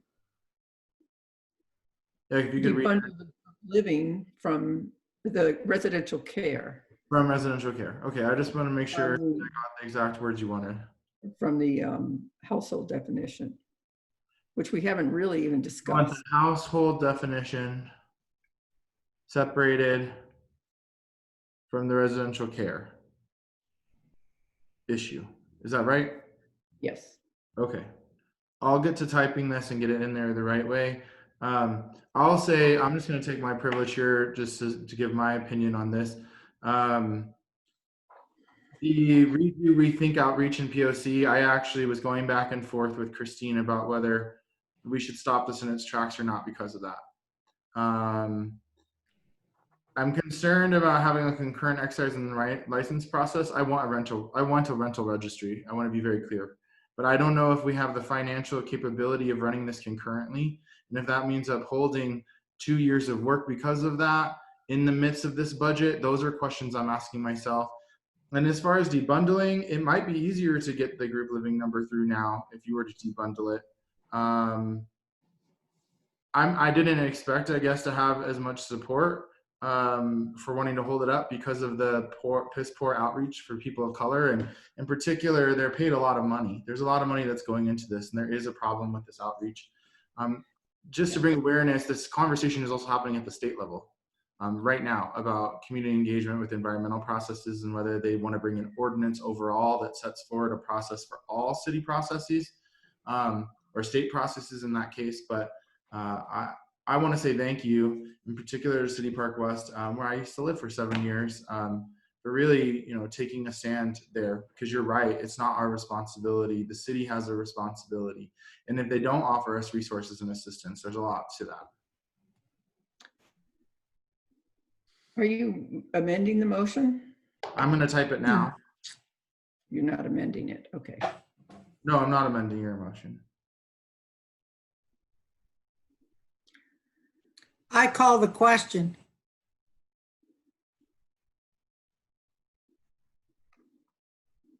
Gertie, does someone want to second Gertie, and then we can vote on whether we're going to go to question or not? Doesn't need a second. I don't know how one person could just call to question. Are you certain of that? It seems like people would have to decide whether they wanted to end conversation or not. Yeah, they get to vote on it, but it doesn't need a second. Oh, it doesn't need a second? Okay, well then let's have a vote on it. Do you all know how to raise your hands in the function here? Is there anyone joining us from phone? They might have to come in and say their vote. This 303-880 and the 720-971. And if they vote, if they're delegates and they vote, we need their name. Mm-hmm. She's not a I delegate. don't know how to raise my hand except like this, so. I don't either. Is it under reactions? You go to participants, I believe.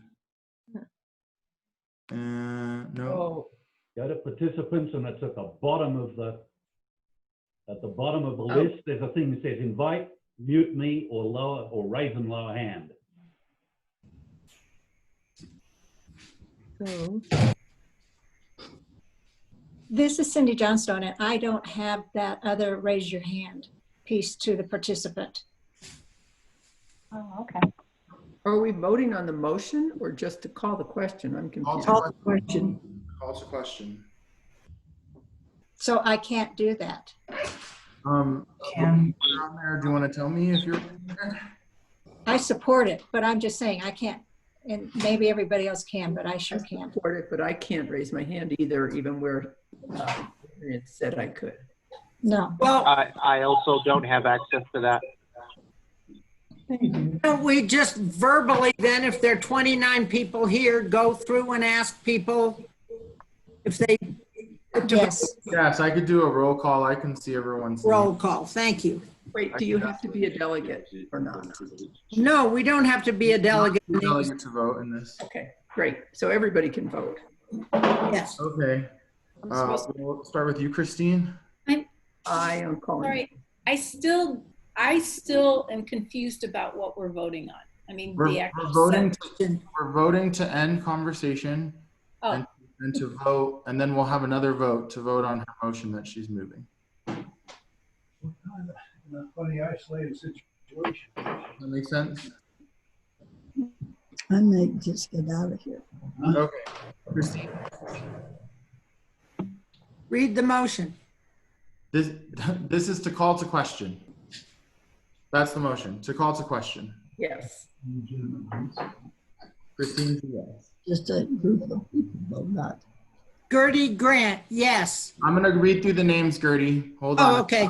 Okay, go ahead. Katie Fisher, you have your hand up. Is that a yes? No, it's 11:30, so I gotta go. Okay. But my Adrian mom, Brown. so we don't go off anyway. I said I'll do shower stuff. Potts, your hands up. Yeah. Charlotte, I'll go this way. Charlotte, your hands up. yes. Amber, your hands up. Oh, your hands up. Robert, your hands up. Christine. Maggie, you're a yes. Gertie, you're a yes. Yes. Judy Ward. Yes. Okay. Jean Granville. Yes. Don Brady. To call. Loretta. I'm abstaining. Joe Noble. Too vague. It didn't sound to me like discussion had really ended before the question was called. So I'll vote no on calling the question. We have to leave. Joe.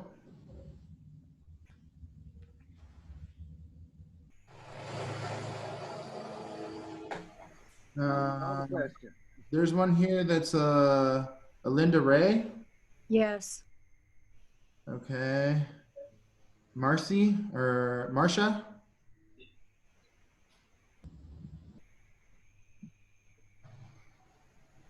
Okay, well, let's count that as a no vote. Who's 303-880-1213? That's Sue Shannon. Okay. Sue, are you yes or no? I vote yes, but I thought somebody got cut off. But I vote yes. Okay, then I see 720-971-70355.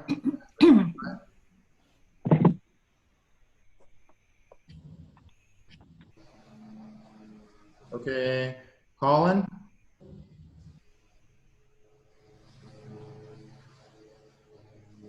This is good practice for like next week when we have our election. Okay, well, that's a couple people. No, Ian, I don't know why I'm not being shown on here. This is Cindy Johnstone and I vote yes. Okay. I think there's two Cindys. Oh, there's two Cindys on here? Okay. Yes. Is there another Cindy on there? Can you come on and say? She has her hand up. Well, this passes. I have the count here too, if you give me just a second. I didn't vote. I would have voted no. I wanted to talk more about this.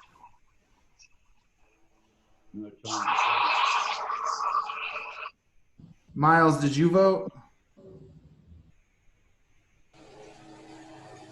I support the closing the conversation. Okay. Well, that certainly passes, and I'll total these numbers. We'll go to the next one.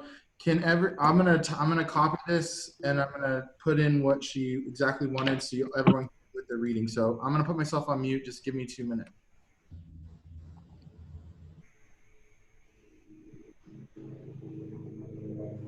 I want to just thank you, Christine, for all the work that you've put into this, and to all of you who were not on the original committee, the group living committee, but who have put a tremendous amount of time into analyzing this and bringing the issues that you felt were relevant forward to us. It has been very, very helpful to me. You're welcome. And I have tons more information that I tried to put into a PowerPoint, and it's just too difficult.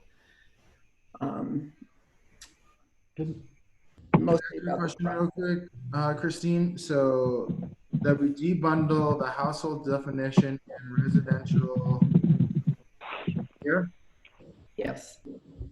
And I want to be clear, you're saying, Eugene, you recommend this process will not move forward, either of the processes, right? Until there is a concurrent excise and license process for a rental registry? Or is it one of the same thing? A concurrent rental registry. Okay, but even for both, even if they're debundled? Yes. Both of them? Yeah, because it'll be too late to wait 2 years for Stacy to finish this. The properties will be bought up by the REITs. Okay, I'm putting in a copy here. And I do have a really great article I just tried to post, but I don't think it worked. I'll try it. All right, I'm going to lower everyone's hands, and then I'll read this out loud, and then we'll have a vote on it. If you can raise your hand before, I'll have you all raise your hands, and then I'll count the people who aren't raising their hands. I'll read their names out loud. So it's moved that INC will recommend a redo and rethink of all outreach, be sure to include Black, Indigenous, people of color, and renters. We recommend that either process will move forward until there's a concurrent excise and license process for a rental registry, and to recommend that we debundle the household and residential care. Hello, and this is Jackie. Okay, we're gonna take a vote now. So if everybody could put up their hands, I'm gonna give a minute to everyone to try to put up their hands, and then I'm gonna read the names who don't have their hands. Christine, would you do me a favor? Could you count the hands? Sure. And then I'll read through the people whose hands aren't raised. Is yours up, Ian? I haven't voted yet. I haven't voted yet. I can't see Charlotte. I can't see hands on the people who are, I can't see hands. I see mine and Gertie's, that's it. Everybody else has taken themselves off video, so I can't see them. Some of us haven't raised our hands. They have their hands raised in the no. participants, Christine. Oh. I want you to count the ones that are raised in the participants, please. Oh, boy. Okay, Sean Brady, you're abstaining. Okay.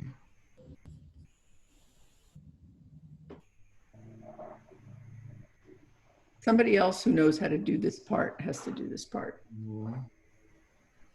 Can you count that from the participants? Can you see that, Christine? I can't. If you see the participants, it has the hands that are blue and they're all raised. Right now, there's 7. There's 7. 7. I can't see where to do it. Okay, thank you, Adrian. I appreciate your Go help. to participants. Click on participants. There are a grand total of 24 participants. 2 of them can't vote because they're on the phone, and some of them can't vote because they're voting against, and some of them can't vote because they can't figure out how to use Zoom. Thank you. Okay, I appreciate that. So we have 7 hands raised in the participants, and then you have your hand up. Yeah, and I can't do that, so. I understand. I'm counting you. Okay, I'm gonna read through the list now. Can people just write you a note if they support it? No, let's just. I'm gonna do the call, please. So Cindy Johnstone. Yes. Adrian Brown. No. Colin. Okay, well, he won't vote. Gertie. Yes. This 720-971-7035.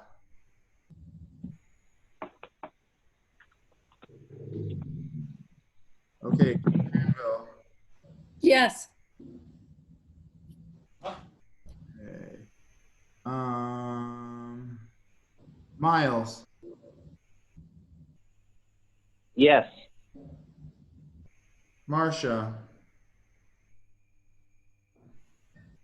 Lucia. No. Okay.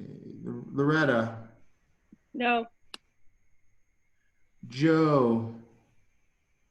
She's gone. He's gone. There's 2 Sean Joes. Brady's abstaining.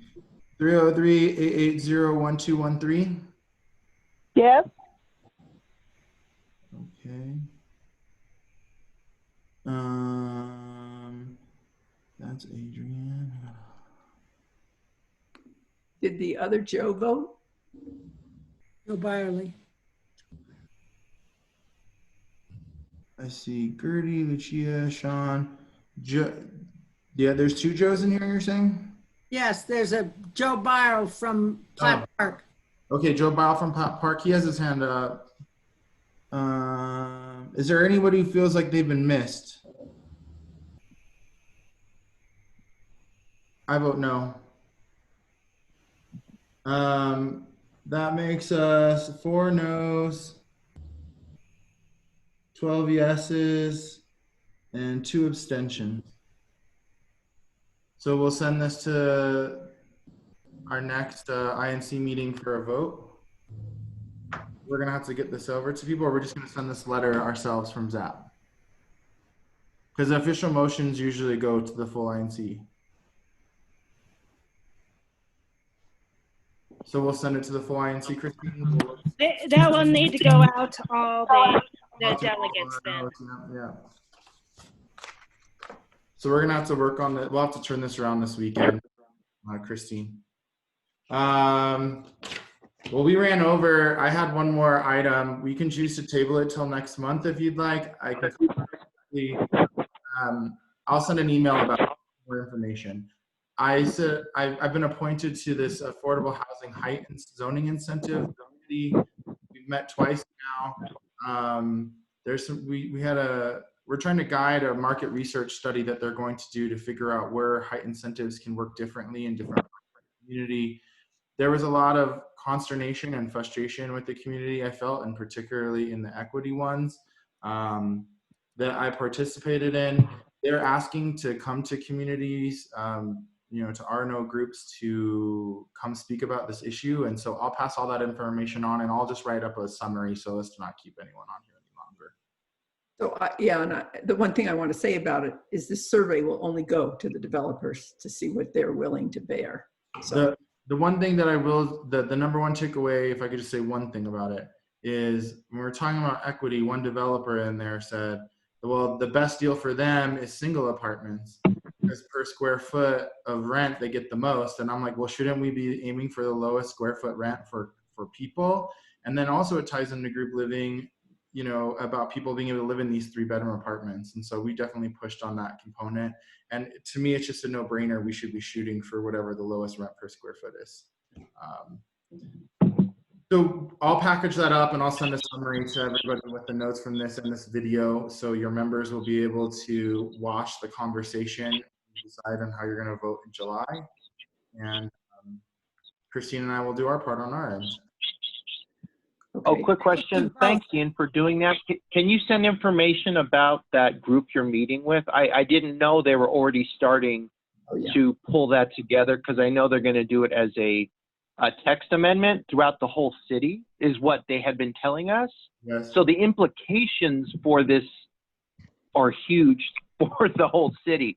And I've got some qualms about it should be area specific, context specific, and these answers for the whole city may not work in all scenarios. So that's going to require more discussion. I will also say the process is extremely similar to the GLAC process. And the person in charge sort of, well, first of all, it's a planning board person who's on the committee who's also the consultant and presenting. So there's a conflict right there. But the way that they get consensus is very unsatisfactory. The moderator sits there and says, well, we have consensus. I mean, it's very scary. Even if 40% don't vote because they don't know what to say or they don't even know why they're proceeding. So you should watch the meetings. 2 of them are up. Well, thanks to everybody for joining us. We'll work on packaging all this up and making sure we get it to everyone as quickly as possible so that we give you the most time possible. And would people like Greg Morrow come from Community Corrections? I got an extremely interesting update from him on Community Corrections the other day. So much information. It was really very useful. Who is he? Oh, the head of Community Corrections. And he says he's spoken several times to INC like 5-8 years ago.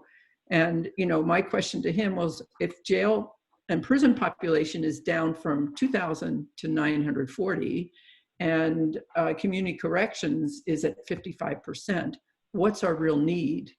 And anyway, it's a fascinating discussion. And I'm asking if people would like to hear him next month as well. Yes. Yeah, could be interesting. Thank you, Chris. I agree. So we are having a July meeting, correct? We should have one, I think, yes. Yes, good. Thank you. Okay. I gotta go. Bye. Ian? Stay safe, everybody. Thanks, Ian. Yeah, who's talking to me? It's Jean Granville. I'm sorry, I got kicked off of everything except our little faces. I'm hoping, is there a time that we could talk a little bit about that affordable housing group that you're on? There's just some things that have come up. We have several people that's working with Sun Valley that also sit on that, but I'd like to get your perspective on some things. Of course. So I'll reach out to you and maybe we can set something up. That works for me. Thanks. Ian, I hope that you will make regular reports to ZAP on that committee. That's the intent, yes. Thank you. Bye. Thank you, everybody. Thank you. Bye.